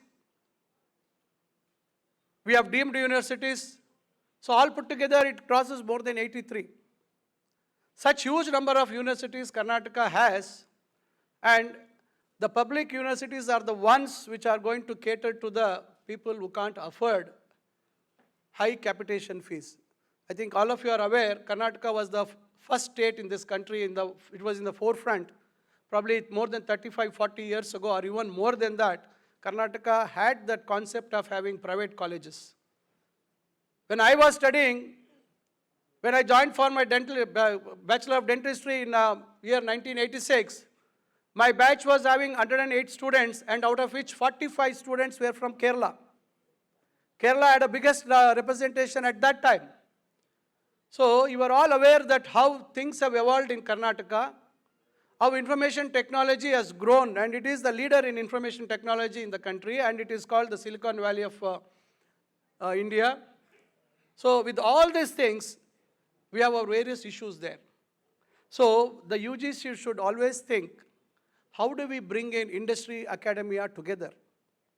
How are we going to derive our syllabus which is going to match the requirements of the industry? This is where I think UGC should have given more emphasis. UGC should have thought about this. Let's have a meeting. Let's bring in the industry. Let's make the industry mandatory, that the industry should give internship programs for the students who are going to graduate or who are studying here. We all talk about finishing schools. We all think about trying to bring in skill-related programs post our graduation. I don't think that is the ideal thing to be done. We need to bring in skill-related education within the course curriculum as well as during the course duration. Our students should not spend more money to again upskill themselves or further skilling themselves. This is the areas where the UGC should have thought about it. This is where UGC failed. Administration is the domain of the state governments. All the universities have been formed or established by the state enactment, state legislations. When the state legislations have enacted and brought the universities into existence, why is UGC trying to take control over the universities? This is the point to be discussed and debated. This is an area which all of us have to think. So, the regional aspirations, very important. India being a very diverse country, various languages, cultures within the state, one region has got its own culture. Very uniqueness is there. How do we address these things? These things have to be left to the respective governments. We are all aware, being in public life, we know, if there is any delay in an exam in a particular university, there are calls from the students to us, public representatives, we are answerable. If there is any malpractice, if there is any irregularities in the appointments in the universities, we have to answer in the different floors of the house. We are answerable to the people. Various issues pertaining to the universities are questioned in our respective assemblies or councils. We are answerable for that. Do you think the UGC is going to come and answer all these questions? Or are they going to address these issues? These are the areas what we have to look into it. This is where UGC has to restrain itself. UGC has to be proactive in terms of improving the quality of education. Appointment of a Vice Chancellor is not going to bring in a drastic change. With the present system of appointment of a Vice Chancellor, a person who has put in more than 24 years of service in academics is only eligible to be appointed as a Vice Chancellor. Not a person with the experience of 10 years in management or bureaucracy or in various other, in the industry or any other field. Without any academic background, without any academic experience, how are you going to conduct the exams? Thousands and lakhs of students are going to be in the system of universities. Various lot of intricate things are there, which a professor who is there part of the academics would have gone through all this, would have been exposed to all these things. This is the areas what we have to be concerned. This is where academics is going to matter when it comes to the appointment of the Vice Chancellor. In Karnataka, we have an act, Public Universities Act year 2000. It very clearly says the Chancellor in concurrence of the state government, keeping merit, equity and social justice, shall appoint one person from the panel of 3 people recommended by the Search Cum Select Committee and referred by the state government. There was a judgment in Karnataka High Court saying that just oral concurrence is not going to be accepted. There should be a written concurrence by the state government when the Chancellor is going to appoint a particular Vice Chancellor. This is what it was very clear. But unfortunately, the UGC is thinking of something else. They want to snatch the rightful powers of the state. They want to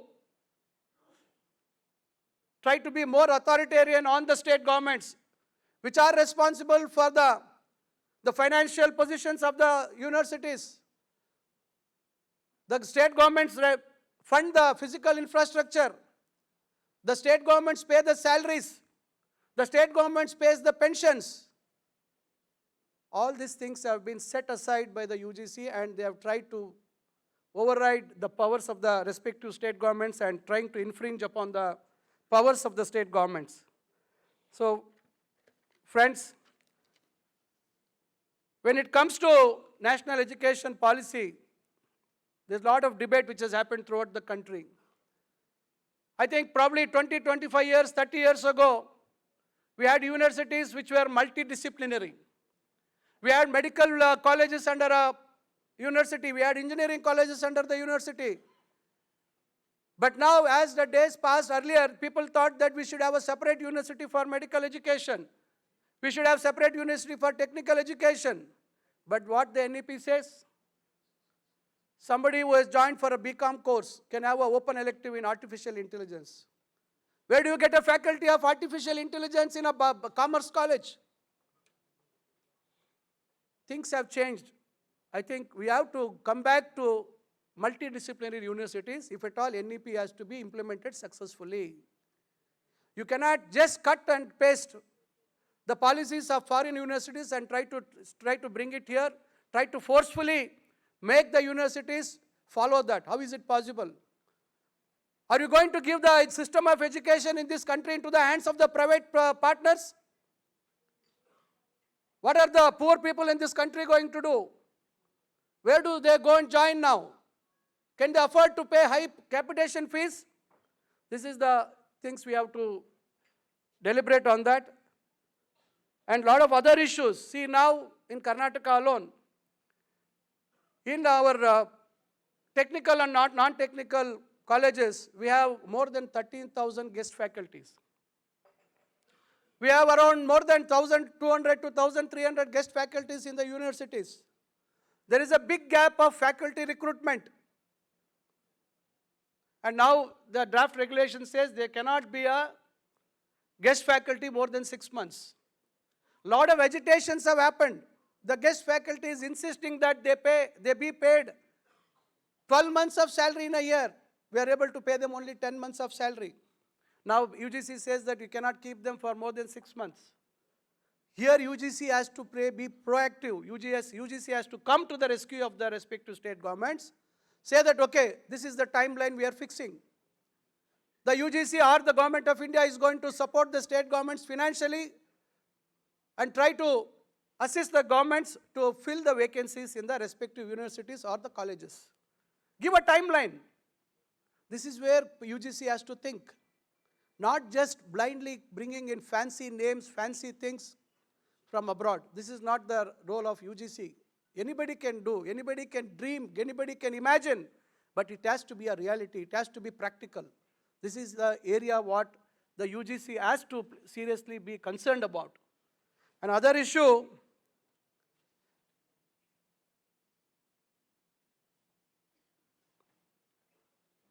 and over and above they're saying that if anybody doesn't follow this selection criteria for a Vice Chancellor, that selection will be null and void. We are not against the Chancellor being responsible for heading the universities. But by convention, the governors of the various states are the chancellors of all the universities. In Karnataka, we have a national law school where the Chief Justice of India is the Chancellor. We have other various national law schools in other states. There, the Chief Justices of the respective high courts are the chancellors. But of late, the relationship between the chancellors or the governors and the state governments is deteriorated very badly. A lot of political interference is happening. There is no faith in the constitutional position now. This is where I think the issue is now boiling down. They're trying to empower the chancellor with more powers. Tamil Nadu government has already passed a resolution bringing the Chief Minister of the state as the Chancellor. The bill has been passed by both the houses. It is still pending with the Governor. Kerala, I think, also has passed a different concept, a different way of this thing. Now Karnataka has brought in, already passed a change in the act. We have brought the Chief Minister as the Chancellor in a rural development university. We are on the verge of getting our public universities act amendment also is ready now. We are also contemplating on what should be done. And for the information of the audience here, the state of Gujarat already has brought in amendment last, I think, 2024, I think they have brought in an amendment. They have kept the Chancellor's role as just a decorative role, only to be present or to be part of the convocation.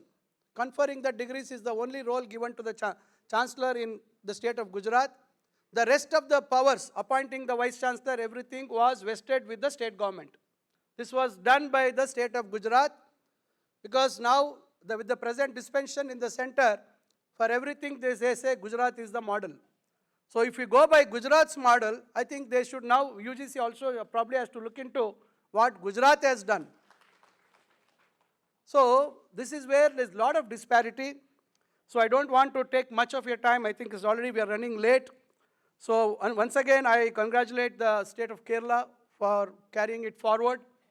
Telangana has already now invited us. Tamil Nadu is way ahead and they're very proactively fighting against the draft regulations. I think in the days to come, we need to include or probably involve more number of academicians as well as the common people. They should understand why these state governments are opposing this draft regulations of the Universities Grants Commission. So once again, thank for the government of Kerala, the Honorable CM, Honorable Minister for Higher Education for having invited me and for giving an opportunity to express few concerns with regard to the UGC draft regulations. Thank you. Thank you, sir. We now have our guest of honor, Dr. Kovi Cherian, Honorable Minister for Higher Education, Government of Tamil Nadu.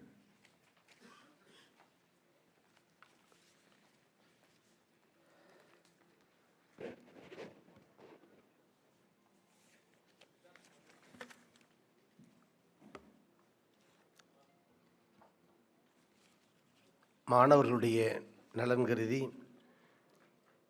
பல்கலைக்கழகத்தினுடைய நலன் கருதி 2025 UGC வரைவுக் கொள்கையை திரும்பப் பெற வேண்டும் என வலியுறுத்தி, கல்வியில் என்றைக்கும்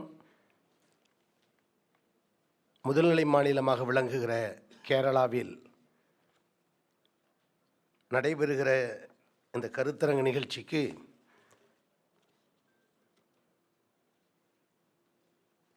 தலைமையேற்று உரையாற்றி வாழ்த்தி இருக்கக்கூடிய கேரள மாநிலத்தினுடைய மாண்புமிகு முதலமைச்சர் அவர்களே, வரவேற்புரையாற்றிய நிகழ்ச்சியில் நோக்கங்களை எடுத்து விரிவாக உரையாற்றியிருக்கிற நம்முடைய கேரள மாநிலத்தினுடைய education and social justice minister மரியாதைக்குரிய டாக்டர் பிந்து அவர்களே, இந்த நிகழ்ச்சியில் கலந்து கொண்டு உரையாற்றியிருக்கக்கூடிய தெலுங்கானா மாநில துணை முதலமைச்சர் மாண்புமிகு பட்டி விக்ரமகா மல்லா அவர்களே, முதல் நிகழ்ச்சியை பெங்களூரில் நடத்தி இந்த நிகழ்ச்சிக்கான விளக்கங்களை எடுத்து உரையாற்றியிருக்கிற கர்நாடக மாநிலத்தினுடைய உயர்கல்வித்துறை அமைச்சர் மாண்புமிகு டாக்டர் சுதாகர் அவர்களே, இந்த நிகழ்விலே கலந்து கொண்டு உரையாற்றி விடைபெற்று சென்றிருக்கிற கேரள மாநில மாண்புமிகு எதிர்க்கட்சி தலைவர் அவர்களே, கேரள மாநிலத்தினுடைய மூத்த அமைச்சர் பெருமக்களே, சட்டமன்ற உறுப்பினர்களே, உயர்கல்வித்துறையினுடைய உயர் அதிகாரிகளாக பங்கெடுத்திருக்கக்கூடிய நம்முடைய தமிழ்நாடு ஹையர் எஜுகேஷன் கவுன்சிலுடைய துணைத் தலைவர் டாக்டர் MP விஜயகுமார் அவர்களே, கர்நாடக மாநிலம் ப்ரொஃபஸர் நிரஞ்சனா அவர்களே, தெலுங்கானா ஸ்ரீமதி ஸ்ரீ தேவசனா IAS அவர்களே, கேரளா வைஸ் சேர்மன் ராஜன் அவர்களே, ஏனைய உயர்கல்வித்துறையினுடைய உயர் அதிகாரிகளே, பல்வேறு பல்கலைக்கழகங்களிலிருந்து வருகை தந்திருக்கிற கேரள பல்கலைக்கழக பேராசிரியர் பெருமக்களே, துறை தலைவர்களே, மாணவ செல்வங்களே, மாணவியர்களே, கல்லூரியினுடைய மாணவ பெருமக்களே, ஜனநாயகத்தின் தூண்களாக என்றைக்கும் நாங்கள் மதிக்கக்கூடிய போற்றக்கூடிய பத்திரிகை மற்றும் ஊடகத்துறையை சார்ந்த அன்பு நண்பர்களே, அரங்கில் குழுமி இருக்கிற ஆண்டோர்களே, சான்றோர்களே, அனைவருக்கும் வணக்கம். தமிழ்நாடு சார்பாக இந்த மாநாட்டில் கலந்து கொண்டு தமிழ்நாட்டின் கொள்கையினை எடுத்துரைக்கி இந்த வாய்ப்பினை வழங்கிய தமிழ்நாடு முதலமைச்சர் மாண்புமிகு மு.க. ஸ்டாலின் அவர்களுக்கும் மாண்புமிகு துணை முதலமைச்சர் உதயநிதி ஸ்டாலின் அவர்களுக்கும் எனது மனமார்ந்த நன்றியை முதலில் தெரிவிக்க கடமைப்பட்டிருக்கிறேன். UGC நெறிமுறைகள் குறித்த இந்த முக்கியமான மாநாட்டில் தமிழ்நாடு மாநிலத்தின் பிரதிநிதியாக கருத்துரைகளை எடுத்துரைப்பதில் நான் மிகுந்த பெருமைப்படுகிறேன். கல்வி, சமூக நீதி மற்றும் அனைவரும் உள்ளடக்கிய வளர்ச்சியில் தமிழ்நாடு எப்போதும் முன்னணியில் உள்ளது. கல்வியானது மாணவர்களுக்கு நன்மை பயக்கும் மற்றும் அவர்களின் கற்றல் விளைவுகளை மேம்படுத்துவதில் கவனம் செலுத்த வேண்டும் என்பதில் நாங்கள் உறுதியாக உள்ளோம். பல்கலைக்கழகங்கள் மற்றும் கல்லூரிகளில் ஆசிரியர்கள் மற்றும் ஆசிரியர் அல்லாத பணியாளர்களுடைய நியமனம் மற்றும் பதவி உயர்வுக்கான குறைந்தபட்ச தகுதிகளை வெளியிட்டுள்ள இந்த வரைவு வரைகள் வருங்காலத்தில் மாநிலத்தின் சுயாட்சினை முழுமையாக பறிக்கும் வகையில் உள்ளது. ஒன்றிய மாநில உறவுகளில் மத்திய அரசின் உரிமைகளில் மாநில அரசின் உரிமைகளில் கடுமையான தாக்குதலை ஏற்படுத்துகிறது. UGC சட்டம் 1956 பிரிவு 26 கீழ் உருவாக்கப்பட்ட பல்கலைக்கழக மானியக் குழு UGC வெளியிட்ட இந்த நெறிமுறைகள் மாநில பல்கலைக்கழக சட்டங்களை செயல்பாடற்றதாக ஆக்கும் நோக்கம் கொண்டதாக உள்ளது. வரைவு UGC நெறிமுறைகள் ஒரு வழிமுறைகளே அல்ல, அது ஒரு முட்டுக்கட்டை.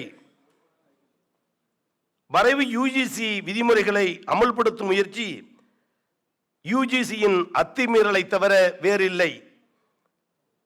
சட்டப்பிரிவு 12(d) UGCயின் அதிகாரிகள் வெறும் பரிந்துரை மட்டுமே.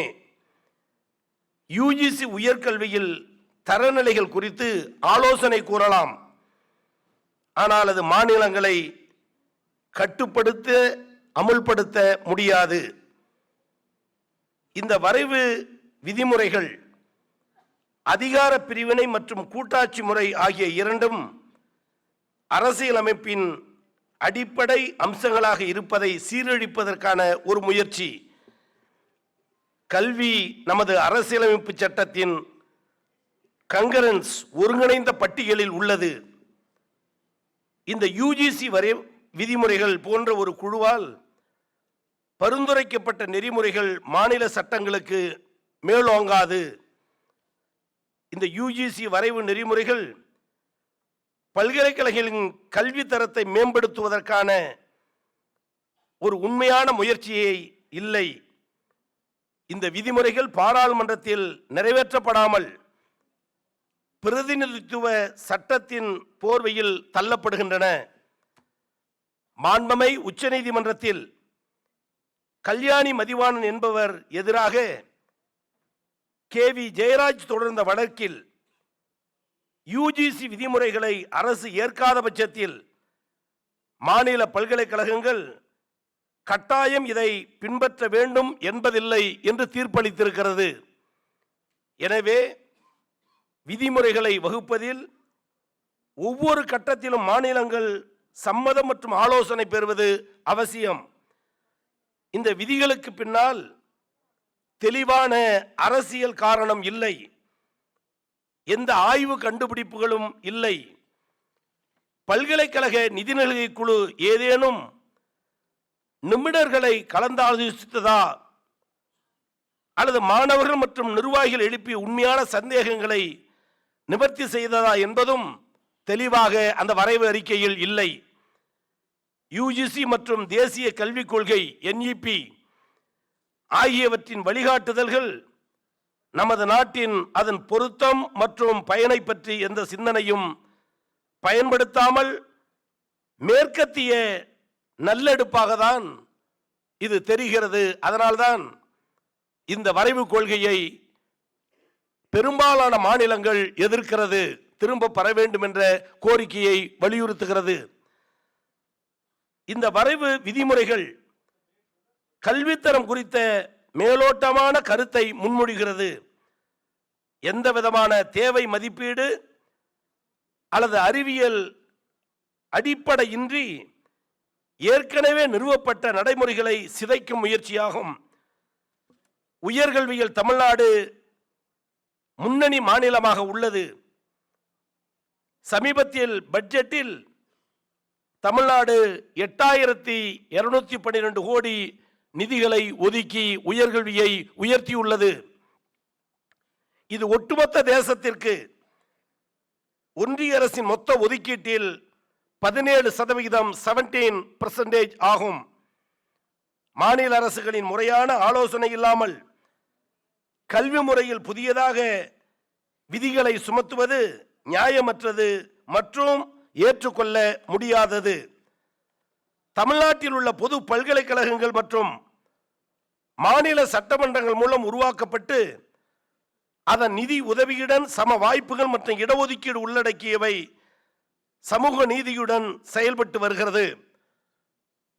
நம்முடைய மாண்புமிகு உயர்கல்வித்துறை அமைச்சர் டாக்டர் சுதாகர் அவர்கள் சொன்னதை போல பல்கலைக்கழகங்கள் வேண்டுமென முடிவெடுப்பது மாநில அரசு, இடங்களை தேர்வு செய்வது மாநில அரசு, கட்டிடங்களை கட்டித்தர முன்வருவது மாநில அரசு, நிதி ஒதுக்குவது மாநில அரசு, மாணவர்கள் சேர்க்கை செய்வது மாநில அரசு, பேராசிரியர்கள் நியமிப்பது மாநில அரசு, ஊதியம் கொடுப்பது மாநில அரசு, ஓய்வூதியம் கொடுப்பதும் மாநில அரசு. ஆனால் துணைவேந்தர் நியமனத்தில் மட்டும் மாநில அரசு பங்கில்லை என்பது உயர்கல்வியின் கழுத்தை அறுப்பதற்கு சமம், இல்லை என்றால் அவர்களை அவமானப்படுத்துவதற்கு சமம். துணைவேந்தர்களுக்கான தேடல் மற்றும் தேர்வு குழுக்களில் இருந்து மாநில அரசு முற்றிலும் ஒதுக்கப்படுவது தமிழ்நாடு எதிர்க்கிறது. அதை கண்டிப்பாக தொடர்ந்து எதிர்க்கும் என்பதையும் தமிழ்நாடு முதலமைச்சர் மாண்புமிகு மு.க. ஸ்டாலின் சார்பில் இந்த சபையில் நான் அறிவிக்க கடமைப்பட்டிருக்கிறேன்.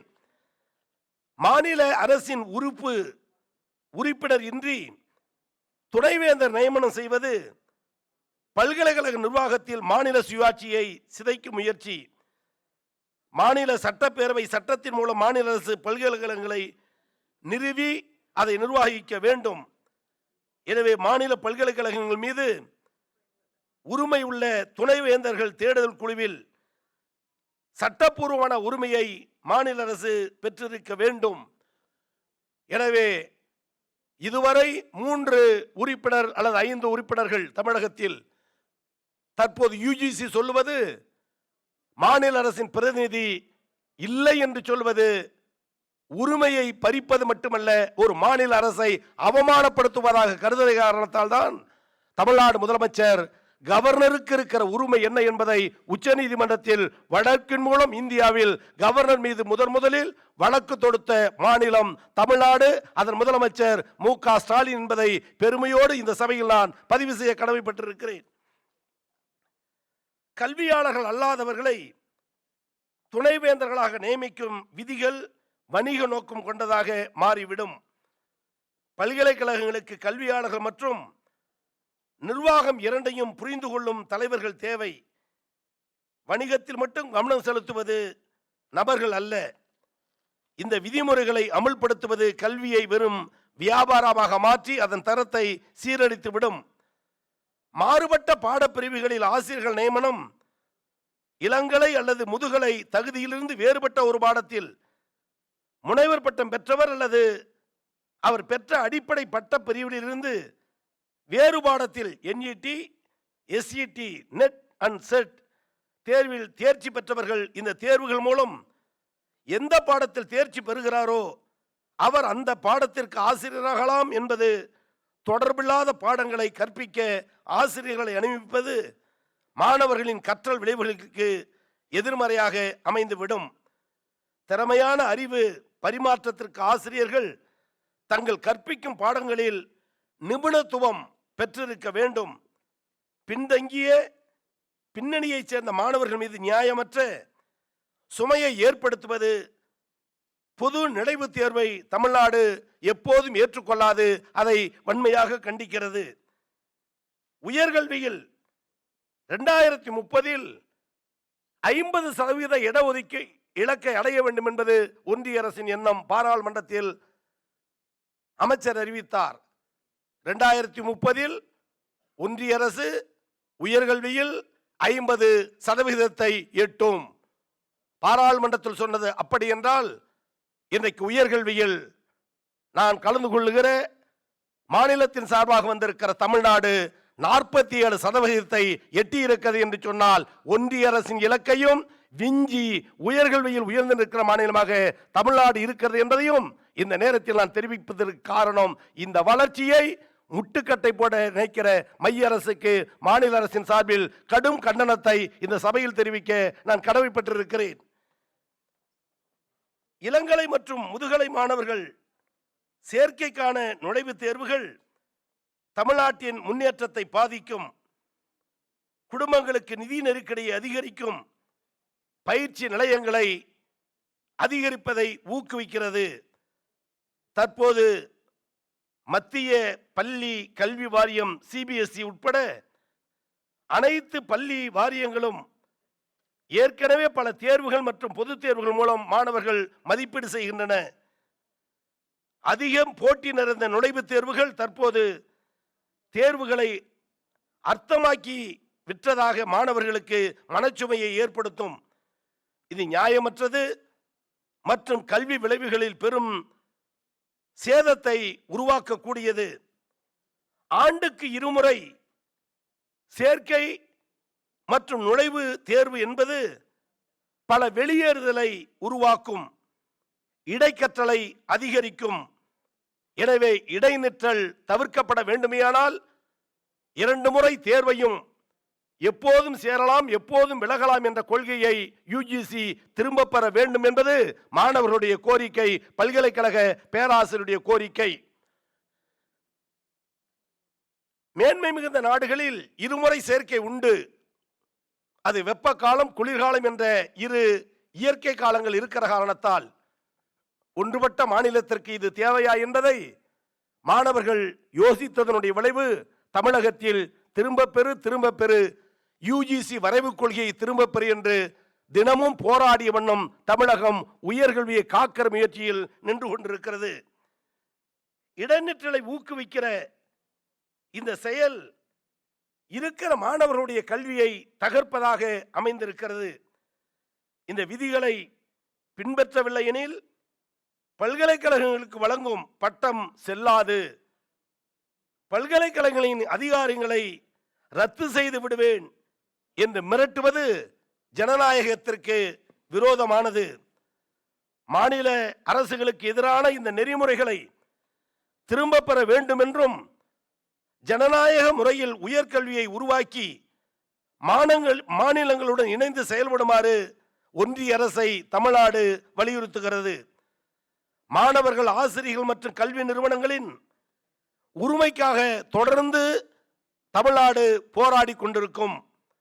இந்த நெறிமுறைகளை வெளியிட்டவுடன் இதன் பாதிப்பை உணர்ந்த தமிழ்நாட்டின் முதலமைச்சர் உடனடியாக திரும்ப பெற வேண்டும் என்ற ஒன்றிய கல்வி அமைச்சருக்கு கடிதம் எழுதி வலியுறுத்தி தமிழ்நாடு சட்டப்பேரவையிலும் தனி தீர்மானத்தை கொண்டு வந்து அனைத்து கட்சி ஆதரவோடு அந்த தீர்மானத்தை நிறைவேற்றி காட்டினார். அதை தொடர்ந்து தமிழகத்தை தொடர்ந்து சட்டப்பேரவையில் தீர்மானம் நிறைவேற்றி எதிர்ப்பை காட்டிய வீரமிக்க மாநிலம் தமிழ்நாடு. அதன் முதலமைச்சருக்கும் உயர்கல்வித்துறை அமைச்சருக்கும் ஆதரித்த கேரள மாநில மக்களுக்கும் தமிழ்நாட்டின் சார்பில் என்னுடைய நன்றியை, பாராட்டுகளை, வாழ்த்துக்களை தெரிவித்துக் கொள்கிறேன்.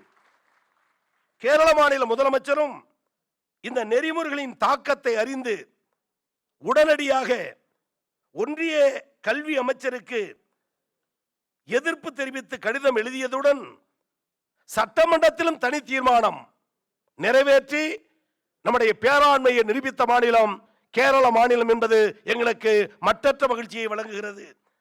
இந்த நெறிமுறைகளை திரும்ப பெற வேண்டும் என்பதனை வலியுறுத்தி கடந்த 5/2/2025 அன்று பெங்களூரில் ஒத்த கருத்துள்ள மாநிலங்களின் உயர்கல்வி அமைச்சர்களுடைய மாநாடு வெற்றிகரமாக நடைபெற்றது. இங்கு உரையாற்றிய மாண்புமிகு உயர்கல்வித்துறை அமைச்சர் டாக்டர் சுதாகர் அவர்கள் அந்த விழாவை ஒருங்கிணைத்திருந்தார். அவர்கள் சொன்னார், நான் பெங்களூரில் நடத்தினேன், இன்னைக்கு திருவனந்தபுரத்தில், அடுத்து தெலுங்கானாவில் ஹைதராபாத்திற்கு வர சொல்லி தெலுங்கானா துணை முதலமைச்சர் அழைத்திருக்கிறார், எங்கள் பயணம் தொடர்கிறது என்று சொன்னார். 3 அமைச்சர்கள் கலந்து கொள்ளுகிற இந்த மாநாட்டில் என்றைக்கும் உங்கள் மூவரின் கையை பிடித்து தமிழ்நாடு தொடர்ந்து வரும் எதிர்ப்பை தெரிவிக்கும் என்பதை எங்கள் முதல்வர் சார்பாக அமைச்சர் பெருமக்களுக்கு தெரிவித்துக் கொள்கிறேன். இந்த நெறிமுறைகளுக்கு அடிப்படையான தேசிய கல்விக் கொள்கையை நடைமுறைப்படுத்தவில்லை எனில் கல்விக்கான மாநிலங்களுக்கு ஒதுக்கப்படும் நிதியினை வழங்க இயலாது என்று ஒன்றிய அமைச்சர் தெரிவித்திருப்பது அகம்பாவத்தின் அடையாளம், சர்வாதிகாரத்தின் வெளிப்பாடு. புதிய கல்விக் கொள்கையை மும்மொழி கொள்கையின்படி இந்துத்தாவை புகுத்த நினைக்கிறது. இந்தியையும் சமஸ்கிருதத்தையும் இதன் மூலம் திணிக்க ஒன்றிய அரசு நிர்பந்திக்கிறது. இருமொழி கொள்கையை கடந்த 50 ஆண்டுகளுக்கு மேலாக தமிழ்நாட்டில் நடைமுறைப்படுத்திக் கொண்டு வருகிறோம். நாடாளுமன்றத்தில் வைக்கப்பட்ட பொருளாதார ஆய்வறிக்கையில் தமிழ்நாட்டின் இல்லம் தேடி கல்வி திட்டம் நல்ல பலனை தந்திருக்கிறது என்று சுட்டிக்காட்டி அதனை பாராட்டியிருக்கிறார்கள். இதனை பாராட்டி தமிழ்நாட்டிற்கு ஊக்கம் தருவதற்கு பதிலாக நிதி ஒதுக்காமல் மிரட்டுவது அடாவடி செயலில் தொடர்ந்து ஒன்றிய அரசு ஈடுபட்டு கொண்டிருக்கிறது என்பதை உணர்த்துகிறது. மும்மொழி கொள்கையை ஏற்கும் வரை தமிழ்நாட்டிற்கு நிதி கிடையாது என்று பிளாக்மெயில் செய்வது தமிழர்களை மட்டுமல்ல ஒட்டுமொத்த கல்வியாளர்களை மிகுந்த கோபத்திற்குள்ளாக்கி இருக்கிறது. எங்கள் உரிமையை நாங்கள் கேட்கிறோம், பிச்சையை அல்ல. எங்கள் உரிமையை தான் நாங்கள் கேட்கிறோம். உங்கள் தனி சொத்தை கேட்பது போல் திமிராக பேசினால் தமிழர்களின் தனி குணத்தை டெல்லி பார்க்க வேண்டி இருக்கும் என்று தமிழ்நாடு முதலமைச்சர் கடுமையாக கண்டனம் தெரிவித்திருக்கிறார். நமது கல்வி அமைப்பில் சமூக நீதியின் அடித்தளத்தை பாதுகாப்பதற்கும் கல்வி அதிகாரம் அளிப்பதற்கான ஒரு கருவியாக இருப்பதை உறுதி செய்வதற்கும் நாங்கள் உறுதி பூண்டுள்ளோம். நான் முடிப்பதற்கு முன்பாக இந்த அரிய வாய்ப்பினை வழங்கிய மாண்புமிகு தமிழ்நாடு முதலமைச்சர் அவர்களுக்கும் மாண்புமிகு துணை முதலமைச்சர் அவர்களுக்கும் நன்றியினை தெரிவித்துக் கொள்கிறேன். அவர்கள் இருவரும் இந்த மாநாடு சிறப்படைய, வெற்றியடைய, போராட்டத்தில் உச்சநிலை அடைந்து UGC 2025 வரைவு கொள்கையை ஒன்றிய அரசு திரும்ப பெற்றது என்று சொல்லும் வண்ணம் போராட்டத்திற்கான அனைத்து ஆதரவையும் இருவர் சார்பாக இந்த சபையில் தெரிவித்துக் கொள்ளுங்கள் என்று சொன்னதை நானும் வலியுறுத்தி அவர்கள் குரலாக போராட்டம் தொடர்ந்து ஒழிக்கட்டும், மாநில உரிமை பாதுகாப்போம், பல்கலைக்கழக நலன் காப்போம், மாணவர் உரிமையை பாதுகாப்போம், கல்வியாளர்கள் பக்கம் என்றைக்கும் தமிழ்நாடு நிற்கும் நிற்கும் நிற்கும் என சொல்லி அனைவருக்கும் நன்றி பாராட்டி முடிக்கிறேன். நன்றி, வணக்கம். ஸ்ரீ கோவே சிரேன் அவர்களே, உங்களுடைய நல்வாழ்த்துக்களுக்கு ரொம்ப நன்றி. We now move on to a presentation on UGC Draft Regulations 2025 by Professor Prabhat Patnaik, Professor Emeritus, JNU.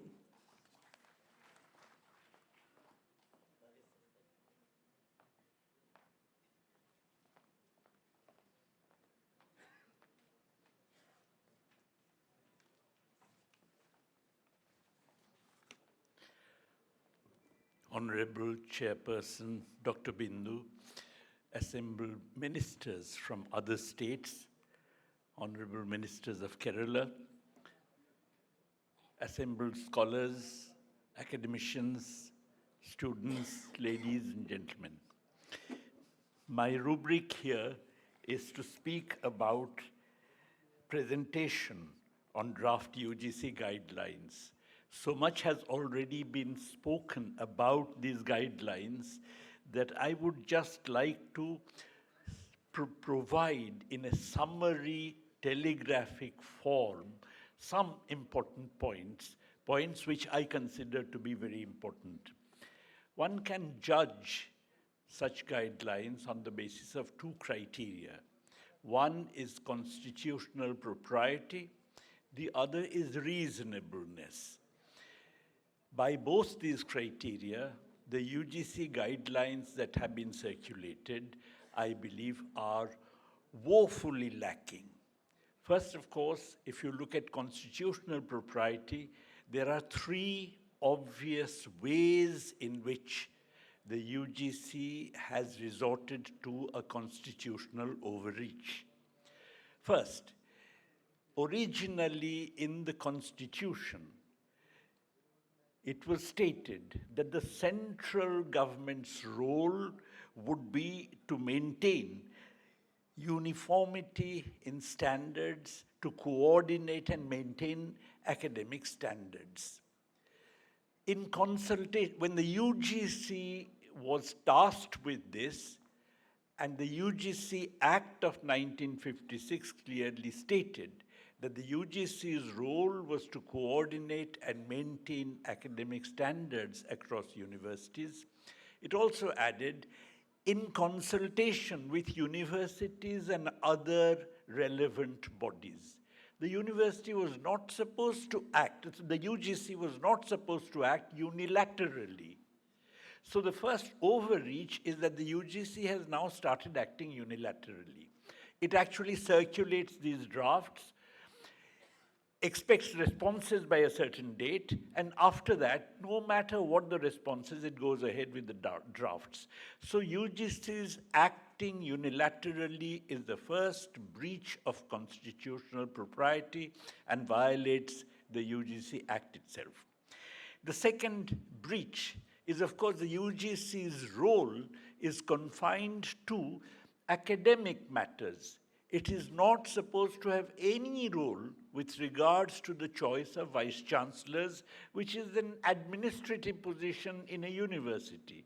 Therefore, it's a matter of great overreach for the UGC now to be interfering in the question of the appointment of vice-chancellors. And the third overreach, which is absolutely shocking, is these punitive measures that the UGC is now recommending. That in case you don't follow what we ask you to do, in that case we are going to de-recognize your degrees, we are going to de-recognize your courses and so on. Now this is something which is grotesque. As a matter of fact, when the UGC first put forward minimum qualifications for various academic positions, Delhi University, which is a central university, went to court against it. And in the Supreme Court, a bench headed by Justice Ahmadi and Bharucha, a bench consisting of Justice Ahmadi and Bharucha, actually said that, look, the UGC is only giving you some minimum criteria. You have your own selection processes. The UGC is not interfering with your selection processes. It's only telling you that certain minimum criteria must be satisfied by all. In case you feel that there is somebody who does not satisfy these minimum criteria, and you nonetheless want to consider that person for an academic position, in that case, you tell UGC why you think that the person, despite not fulfilling these criteria, should be considered. You can do it before the selection, you can even do it after the selection. In case a difference persists, in that case, all that the UGC can do as a funding body is to withhold funds from you. The question of the UGC acting as a body that recognizes, de-recognizes courses simply did not arise, was not even thought of, was not even apprehended by the Supreme Court in its 1994 verdict. So that's a real constitutional overreach. Now, many people justify this constitutional overreach on the grounds that, look, the UGC is set up by a central government legislation.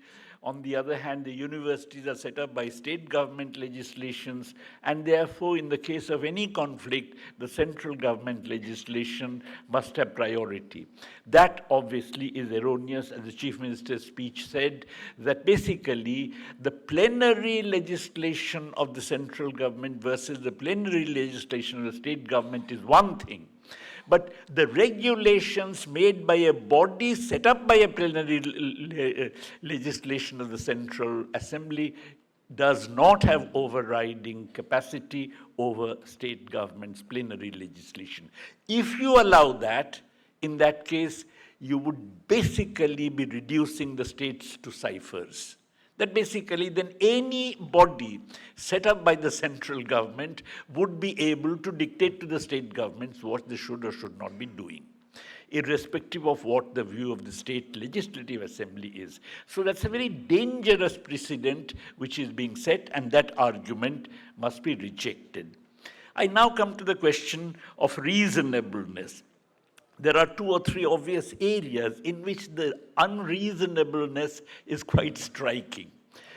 Until now, whenever qualifications for assistant professors, associate professors, professors were stated, it was always said that irrespective of these qualifications, if there is somebody who is quite outstanding, then that person should be considered. As a matter of fact, on this basis, there have been historical examples. Professor Amartya Sen, as a young man who was teaching in Cambridge, was invited by the Vice Chancellor of Jadavpur University, Dr. Triguna Sen, who later on became a Union Cabinet Minister, in order to set up the economics department there as a full professor. Now, he did not have all those innumerable minimum qualifications in terms of years of teaching and so on. He came and he did set up the economics department there. When my own university, Jawaharlal Nehru University, was set up, obviously it was a new university. Lots and lots of people were invited, distinguished scholars, Romila Thapar, were invited to become professors in the university, and nobody really talked about minimum qualifications. So that was a clause which was there in all previous regulations, which actually said that irrespective of whatever minimum you have, if someone is very good, outstanding, then that person should be invited, could be invited. That is gone now. Not only that, you actually now have, as a minimum qualification, the exhibition of some kind of excellence in at least 4 out of 9 areas which are stated. And those 9 areas are things like Indian knowledge system, whether you have managed to do some projects and so on, whether you have extracted money from outside agencies for the university, whether you have actually written in the vernacular languages and so on. Now the point is, these may be very useful qualities. If you have 2 persons who are academically identical, then you can use this as an additional qualification to prefer one over the other. But on the other hand, to make them minimum qualifications would imply that a person like Professor Amartya Sen, a person like Professor Romila Thapar would not even be qualified to apply for an assistant professorship in any university in the country. And I believe that is grotesque. That's absolutely grotesque to actually have a system where you have this kind of a minimum qualification. Then, of course, on the question of vice-chancellorship, much has been talked about. In the search committee of the vice-chancellors, the state governments have absolutely no role. Now you'll have to have 3 members of the search committee, chancellor's nominee, UGC nominee, and 1 nominated from within the university, from the syndicate, the senate, and so on. And therefore, the state government, which actually funds most of the universities, most of the state universities, most of the requirements of the state universities, are now completely cut out from having a say about who should be the chancellor, who should be the vice chancellor. Not only that, the university's own internal, whatever senate or syndicate, whatever nomination they have for the search committee, there are 2 who would be central government appointees and only 1 from within the university. 2 from central government appointees would be the UGC chairperson's nominee, the chancellor's nominee. These days, chancellors are basically appointed from among the loyal faithfuls as far as the ruling party is concerned. And as a result, you'd be having 2 central government nominees on the search committee against one from within the university. So even the university has no say in the question of who becomes the vice chancellor. So you have a situation where effectively the center is now going to decide the vice chancellors of every university in the country. Not only that, these vice chancellors need not be from the academic world at all. They may be businessmen, they may be bureaucrats, they may be anything. As long as the center feels that they actually can be appointed vice chancellors, they would be appointed vice chancellors. In effect, therefore, this is a process of centralization par excellence. This is a process whereby the central government is now going to take over the running of the entire university structure in the country. And the point is that this it would do through the appointment of vice chancellors. Vice chancellors can play a very important role in creating or destroying a university. I have seen this from the experience of my own university. Why do we want academics to be vice chancellors? Basically because in the academic world, there is one virtue above everything else which is absolutely necessary. That virtue is the tolerance of dissent. That basically a university must be a place where 25 different ideas are tried out. And of course, among them, you can have some ideas which are more dominant, others are not. But nonetheless, it must be a space for dissent. And this is something which an academic vice chancellor would necessarily respect. But on the other hand, if there is someone from business, if there is someone who is from the bureaucracy, now they may be good people, but on the other hand, they simply do not have, as a matter of their life course, exposure to this whole idea of tolerating dissent. At least the probability of their doing so is extremely small. Therefore, to have the central government running universities and to have this kind of carte blanche to the central government to appoint anybody from the bureaucracy or from its own stables as vice chancellors is something which is going to be absolutely destructive of dissent. And as an academic, I feel very, very strongly about it. A university must be a place where 100 ideas flourish. If you kill any of those ideas, then you have killed the university. And that's why we have to oppose the UGC's draft guidelines. Thank you very much. Thank you, sir. We now have a special address. I invite Sri Ramachandran Kadannapalli, Honorable Minister for Registration, Port, Museum, Archaeology, Government of Kerala.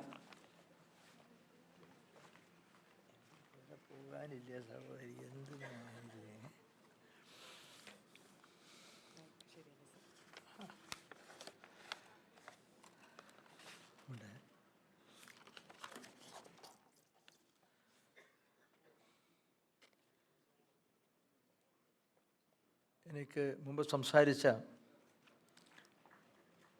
Tamil Nadu മന്ത്രി ബഹുമാനപ്പെട്ട doctor Govi ചരയൻ അദ്ദേഹത്തിൻ്റെ ഭാഷ തമിഴിലാണ് അദ്ദേഹത്തിൻ്റെ മനോഹരമായ പ്രസംഗം നിങ്ങളും ഞാനും കേട്ടത്.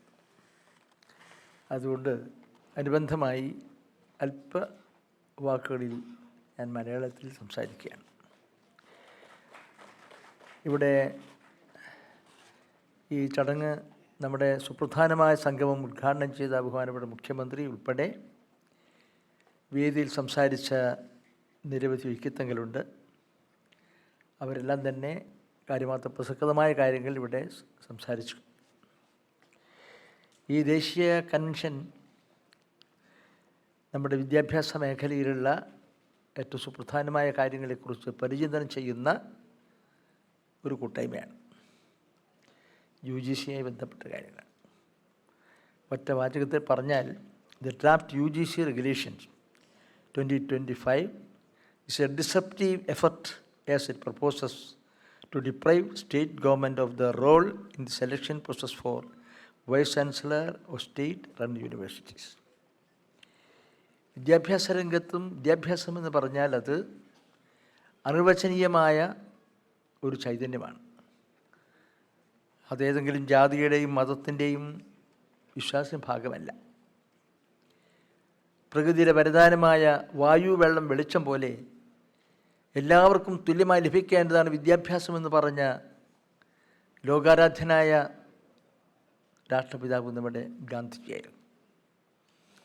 അത് ഗുണനിലവാരത്തിൽ അതിൻ്റെ വിതരണത്തിലൊക്കെ തന്നെ അനുബന്ധമായി സഞ്ചരിക്കാൻ കഴിഞ്ഞ സംസ്ഥാനമാണ് കേരളം. അതുകൊണ്ടാണ് കേന്ദ്ര ഗവൺമെൻറ് തന്നെ പറയേണ്ടി വന്നു, ഇന്ത്യയിൽ വിദ്യാഭ്യാസ രംഗത്ത് 1-ാം സ്ഥാനം കേരളത്തിന്.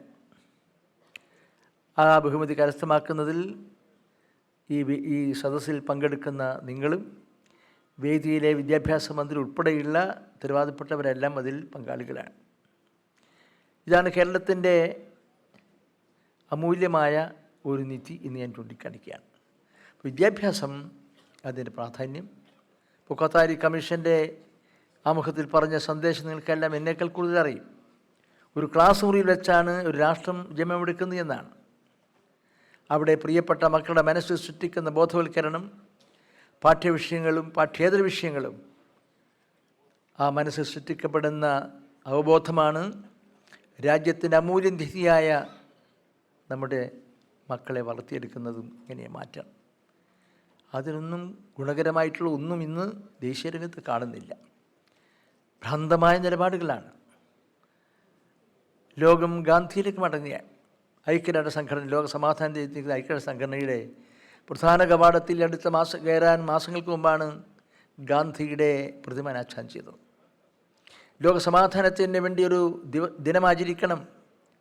അതിന് ഐക്യരാഷ്ട്ര സംഘടന ഏകകണ്ഠമായി തീരുമാനിച്ച ദിനം ഗാന്ധി ജയന്തി ദിനമായ ഒക്ടോബർ 2 ലോകം ഗാന്ധിയിലേക്ക് മടങ്ങുകയാണ്. എന്നാൽ നമ്മുടെ നാട്ടിലാണെങ്കിൽ ലോകത്തെ ഏറ്റവും വലിയ ജനാധിപത്യ രാജ്യമായ നമ്മുടെ പാർലമെൻറ്റിൽ അഭിശപ്തമായ ശബ്ദം കേട്ട ഒരു ദിവസം ഗാന്ധിയുടെ ഘാതകനെ ചരിത്രപുരുഷനായി വളർത്തണം, പോരാ രാജ്യവ്യാപകമായി ക്ഷേത്രങ്ങളും പ്രതിമകളും സ്ഥാപിക്കണമെന്നാണ്. ഇതാണ് ഒരു സമീപനം.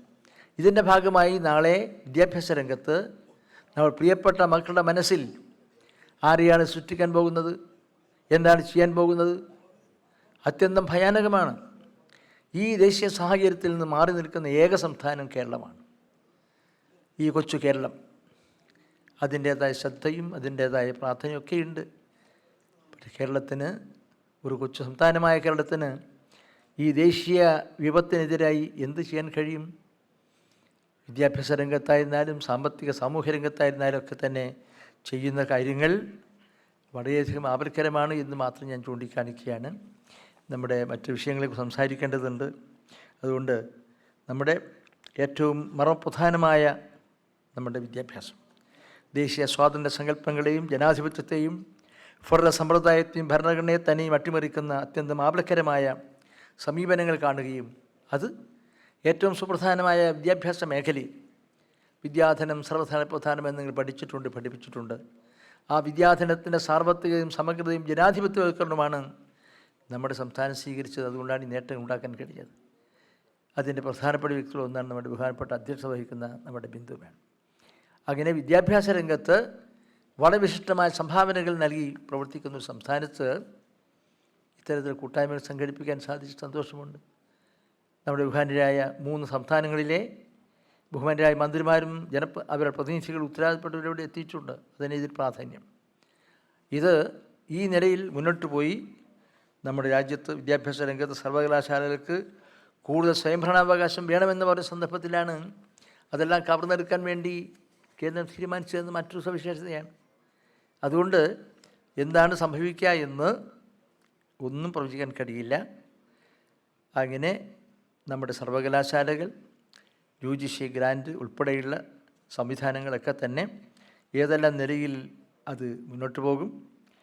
ബഹുസ്വര നിലനിൽക്കുന്ന നമ്മുടെ മഹാരാജ്യത്ത് നിലനിൽക്കുന്ന നമ്മുടെ ഈ വിദ്യാഭ്യാസ സംവിധാനത്തിൻ്റെ പ്രവർത്തനങ്ങളും അതെല്ലാ വിദ്യാഭ്യാസ മേഖലയിൽ നമ്മൾ അനുവർത്തിച്ച് വന്നിട്ടുള്ള ഒരുപാട് പ്രധാനമായ നയം, ആ നയങ്ങളെല്ലാം തന്നെ മുന്നോട്ട് കൊണ്ടുപോകുന്നതിനുള്ള പ്രതിബദ്ധത കൂടി നമുക്ക് ഈ ഉന്നത വിദ്യാഭ്യാസ സംഗമത്തിൽ പങ്കെടുക്കുന്ന നമുക്ക് അങ്ങനെ കൂടി ചിന്തിച്ച് പ്രവർത്തിക്കാനും പ്രാവർത്തികമാക്കാനും സാധിക്കണമെന്ന് മാത്രമാണ് ഞാൻ ഈ സന്ദർഭത്തിൽ വിനീതമായി ഇവിടെ ചൂണ്ടിക്കാണിക്കാൻ ആഗ്രഹിക്കുന്നത്. അതുകൊണ്ട് ഉന്നത വിദ്യാഭ്യാസ രംഗമായി കമ്പോളവൽക്കരിക്കപ്പെടുന്ന സംവിധാനമായി മാറുകയും ആ വിദ്യാഭ്യാസത്തിൻ്റെ പ്രാധാന്യം ഹ്രസ്വവൽക്കരിക്കുകയും ചെയ്തുകൊണ്ട് എല്ലാം അട്ടിമറിച്ചുകൊണ്ട് ഇന്ന് നമ്മുടെ വിദ്യാഭ്യാസ രംഗത്തിൽ നടക്കുന്ന അത്യന്തം ആപൽക്കരമായ പ്രവണതകളും സമീപനങ്ങളും അതിനെല്ലാം എതിരായിട്ടുള്ള ഒരു സിംഹഗർജനം നടത്തേണ്ട സാഹചര്യത്തിലാണ് നമ്മൾ എത്തിച്ചേർന്നിരിക്കുന്നത് എന്ന് മാത്രം ചൂണ്ടിക്കാണിച്ചുകൊണ്ട് ഞാനിവിടെ തയ്യാറാക്കിയിട്ടുള്ള മലയാളത്തിലും ഇംഗ്ലീഷിലും തയ്യാറാക്കിയ ലേഖകളൊന്നും ഇവിടെ അവതരിപ്പിക്കുന്ന സമയക്കുറവ് കൊണ്ട് തന്നെ മാത്രമല്ല ഇനിയും നമ്മുടെ പരിമിതമായ സമയത്തിനുള്ളിൽ നമ്മുടെ നിശ്ചയിക്കപ്പെട്ട പരിപാടികൾ പൂർണ്ണമായും വിജയകരമായി നിർവഹിക്കേണ്ടതായിട്ടുണ്ട് എന്നതുകൊണ്ട് ഞാൻ കൂടുതലൊരു വാക്കുകളോ ആശയങ്ങളോ സമർപ്പിക്കാതെ ഈ ദേശീയ പ്രാധാന്യമുള്ള ഈ സംഗമത്തിൽ പങ്കെടുക്കുന്ന എല്ലാവരെയും ഞാൻ ഒരിക്കൽ കൂടി വിനയപൂർവ്വം സ്നേഹാദരപൂർവ്വം അഭിവാദനം ചെയ്തുകൊണ്ട് എല്ലാവിധ വിജയങ്ങളും ആശംസിക്കുന്നു. നമസ്കാരം. ബഹുമാന്യനായ മന്ത്രി ശ്രീ കടന്നപ്പള്ളി രാമചന്ദ്രൻ നന്ദി രേഖപ്പെടുത്തുന്നു. Shri P. Ubaidullah, Honorable MLA, has graced us with our presence. We welcome you, sir, to this convocation.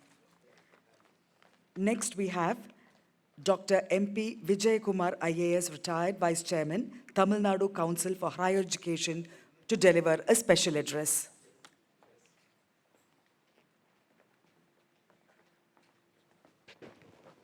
Honorable Ministers, respected professors, my fellow officers, students, ladies and gentlemen, I'll just take 2 minutes for want of time. I just want to make 2 issues. Firstly, international cognitive philosophy insists they're all against this one standardized exam at the end of the term. They all insist, they all prescribe that there has to be continuous comprehensive evaluation, formative, summative evaluation. So all the principles, international cognitive principles insist that students should not be judged based on one examination. That is how we have been designing our curriculum structure, etc. But the latest UGC guidelines insist on common entrance test exams. One exam. It unnecessarily brings a lot of stress and strain for the students, number one. Secondly, all our evaluation system, they not only judge the learning outcomes of students, but also they decide the efficiency of the system.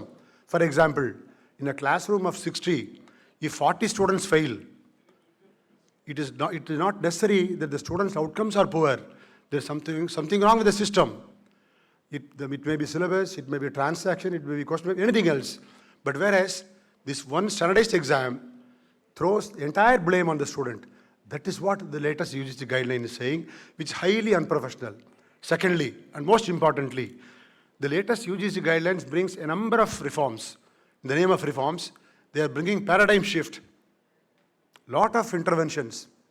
But normally, prudence and wisdom demand that before we bring in any change in policy, in intervention, it has to be supported by some research findings, some survey, without any basis, without citing any basis of any survey finding or research.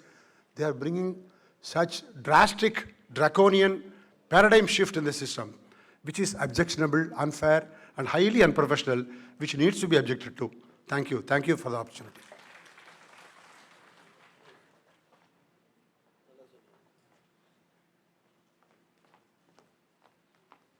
Thank you, sir. I now invite Professor S.R. Niranjana, Vice Chairman, Karnataka State Higher Education Council, for a special address.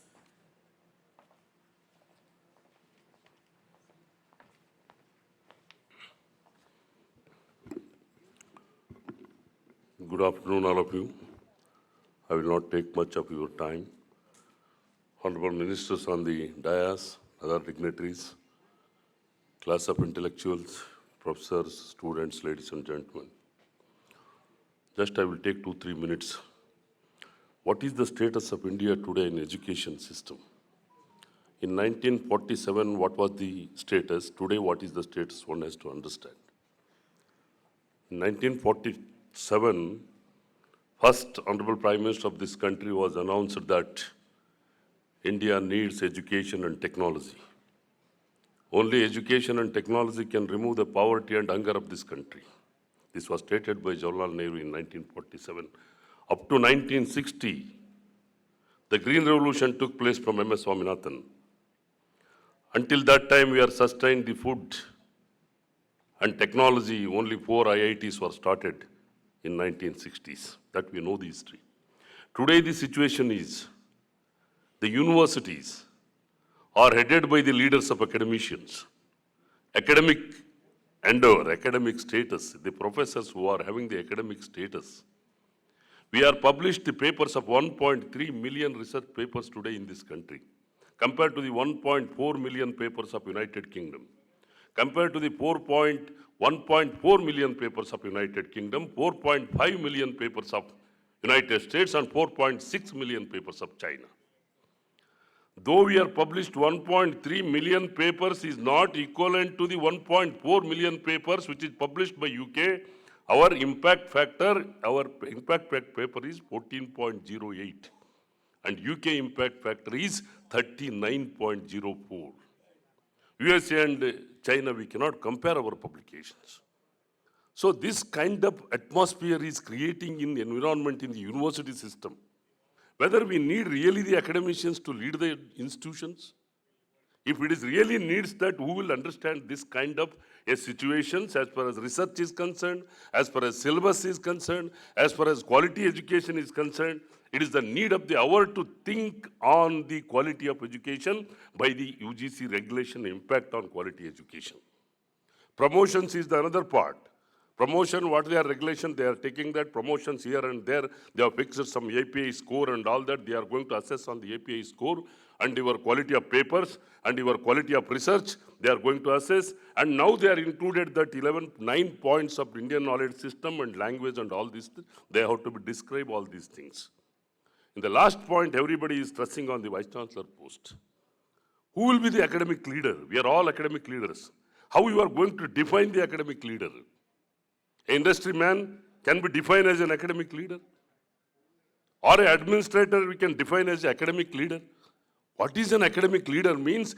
Academic credentials has to be evaluated and assessed by a committee, which is the search committee, is going to assess the quality of a professor who is going to head the institution as a vice chancellor.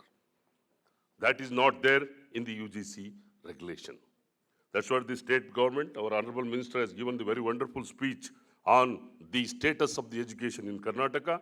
So many universities, even in the country, 1,200 universities, 45,000 and odd colleges, 11,000 standalone universities, IIT, IISc, many institutions we are working, our complete education structure is very elaborate now.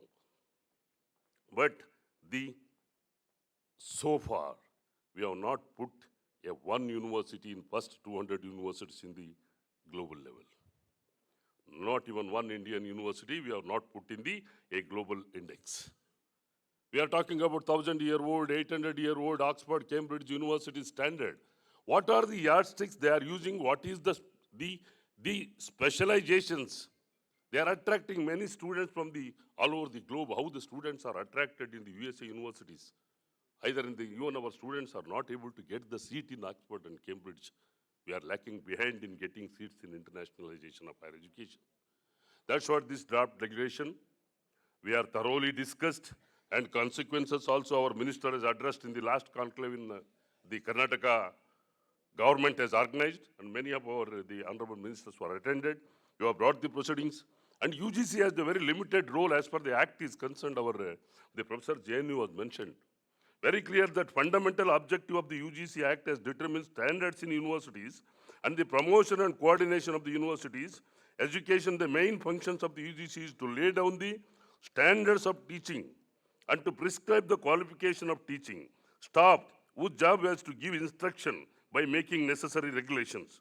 The issue of appointment of Vice Chancellor and their eligibility is an area behind the jurisdiction of the UGC Act. Rules and regulations are technically called a subordinate legislation.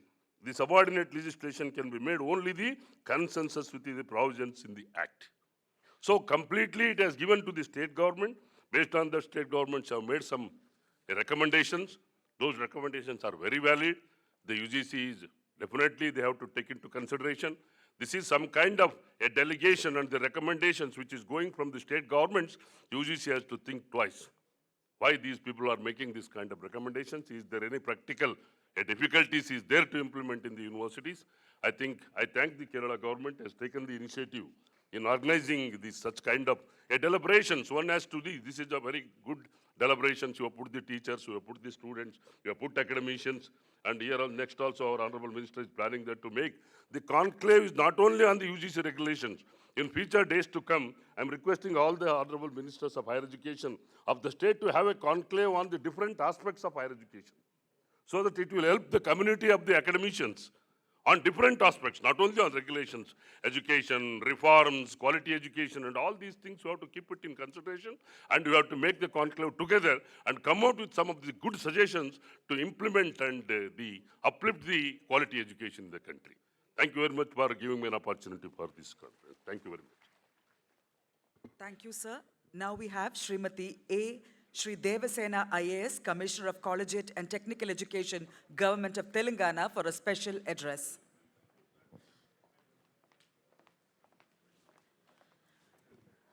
A warm namaste to all the dignitaries on the dais and also the wonderful people of Kerala. Warm namaste, namaste Kerala.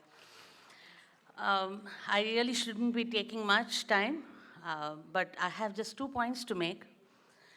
The first one, I would like to warn everyone who's sitting here about what we are discussing. You see, what we see is a draft UGC regulations. Okay, draft means basically it is not final. But where is the consultation to make it final? UGC has still now not conducted any in-person meeting. They have only asked us to send our objections, which becomes part of some file which may not see the light of the day. Secondly, if it is only a draft, why have you put penalties? How can you put penalties even before your draft is finalized? This is the biggest question I would like to ask the UGC, which means they are only implementing what Theodore Roosevelt said, talk softly and carry a big stick. This is exactly what they're doing. So I think we should be warned of the modus operandi of the UGC, which we have seen very clearly in respect of deemed universities and off-campus centers. A similar exercise was done in around 2018 or 19, when the state role in establishment of deemed universities and off-campus centers was totally removed by the UGC. And today, if in any state a deemed university comes, we should be knowing it only from the newspapers or the advertisements given by those deemed universities, not because it is our state and we have a law that governs these universities.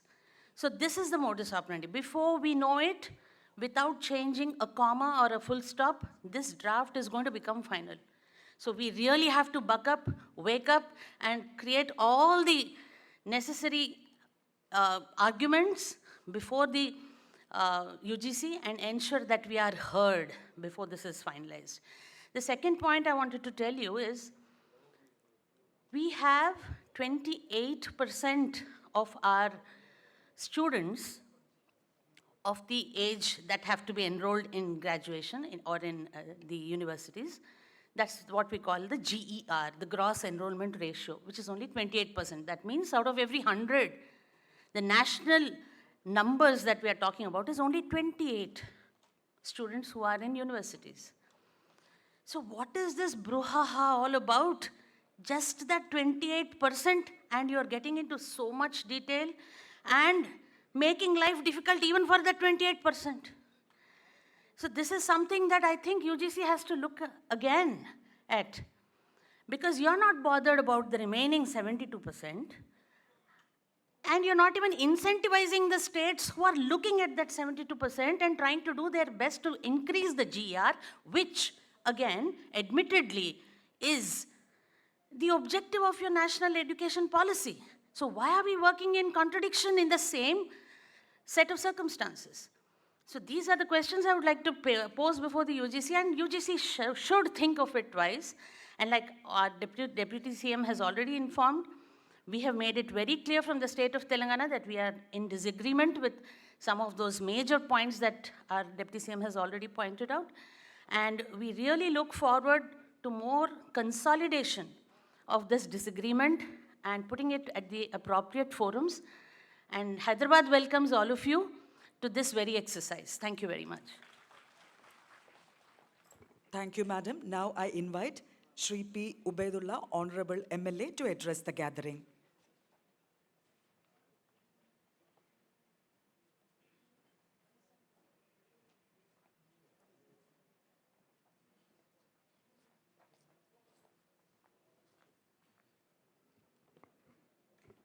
ബഹുമാനപ്പെട്ട ഉന്നത വിദ്യാഭ്യാസ മന്ത്രി doctor R Bindu madam അവർകൾ, ബഹുമാനപ്പെട്ട minister Shri Kadannappally Ramendran അവർകൾ, ബഹുമാനപ്പെട്ട deputy chief minister Telangana Bhatti Vikraman Mallu അവർകൾ,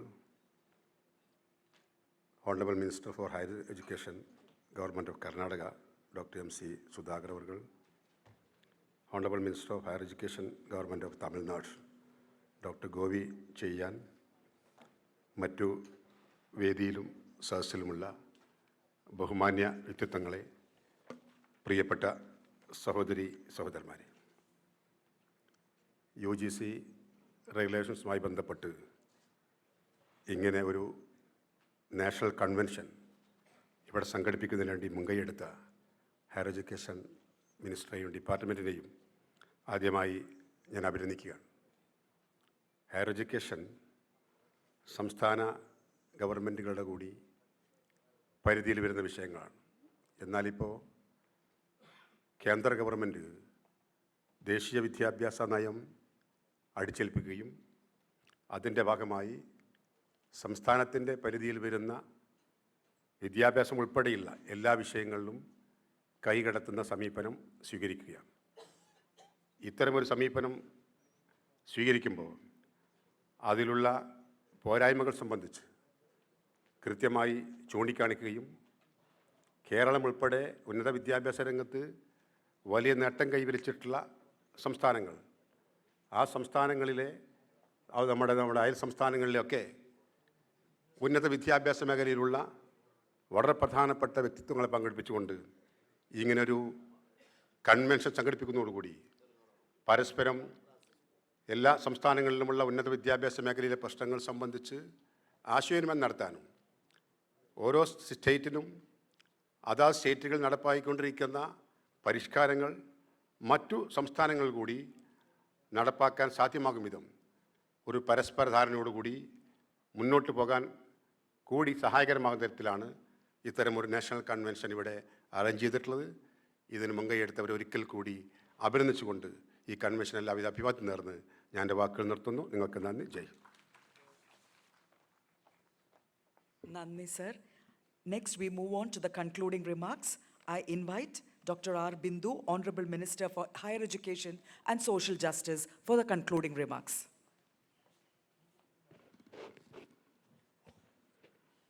It's time for us to wind up the convention. On behalf of the Government of Kerala, I once again extend our wholehearted gratitude to all the speakers, especially to the ministers and officials who came from other states. All the speakers shared the same sentiments. Before coming to the convention, we, the ministers and officials, sat together and prepared a resolution and unanimously adopted that resolution. Actually, I wanted to read out the details of that resolution now, but due to restraints related to time, I'm not going into the details. The details will be shared to you through the media today itself. And you can go through the details when we upload it at the official site of Higher Education Department. Once again, I express my gratitude, and we are determined to march forward. We are determined to continue our fight for democracy, secularism, and the federal principles of the state. We are determined to continue our resistance against such onslaught on the rights of the state governments. We will be going to Delhi when the parliament is in session, and we are determined to meet the Higher Education Minister, Dr. Dharmendra Pradhan, and after that we will be meeting the Prime Minister also. And your cooperation and support are sought. Thank you very much. As we move to the conclusion of this convention, I invite Sri Sudhir K. IAS, Director of Collegiate Education, Kerala, for the formal vote of thanks.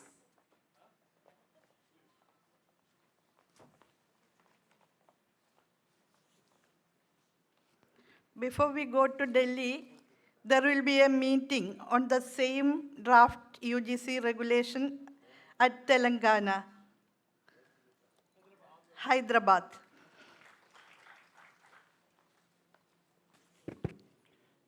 Very Honorable CM of Kerala, Deputy CM of Telangana, Honorable Higher Education Minister Karnataka, Honorable Higher Education Minister Tamil Nadu,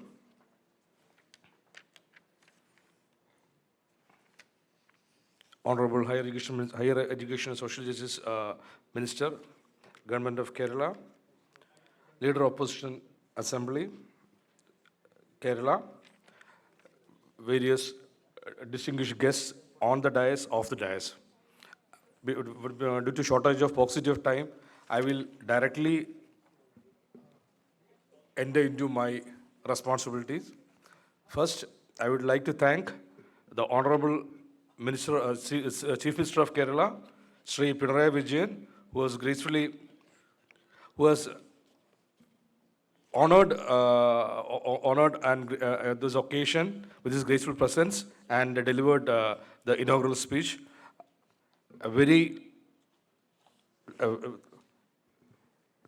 Thank you very much, sir. We express our gratitude to the Honorable CM. I extend my vote of thanks to Sri Bhatti Vikramarku Mallu, sir, the Honorable Deputy Chief Minister of Telangana. Thank you very much for gracing the occasion, sir, and speaking to us. I extend a vote of thanks to Honorable Minister of Higher Education, Government of Tamil Nadu, Dr. Govi Cherian. Thank you very much, sir. Extend my vote of thanks to Dr. M.C. Sudhagar, Honorable Minister of Higher Education, Government of Karnataka. Thank you very much, sir. Extend my vote of thanks to Sri V.D. Sadishan, Honorable Leader of Opposition, Kerala Legislative Assembly. Thank you very much, sir. I extend my vote of thanks to the Honorable Minister of Higher Education and Social Justice, Government of Kerala, Dr. R. Bindu, for the honoring the occasion. And I extend my vote of thanks to the Minister for Registration, Port, Museum, Archaeology, Sri Ramendran Karnapalli, sir, for gracing the occasion. Honorable Minister for Forest and Wild Protection, Sri A.K. Shajindra, sir, for gracing the occasion. And the Honorable Minister, Honorable Member of Legislative Assemblies, Sri E. Chandrasekharan, sir, Sri Mons Joseph, sir, Sri Ubaidullah, sir, for gracefully attending this program. And the officials from various states,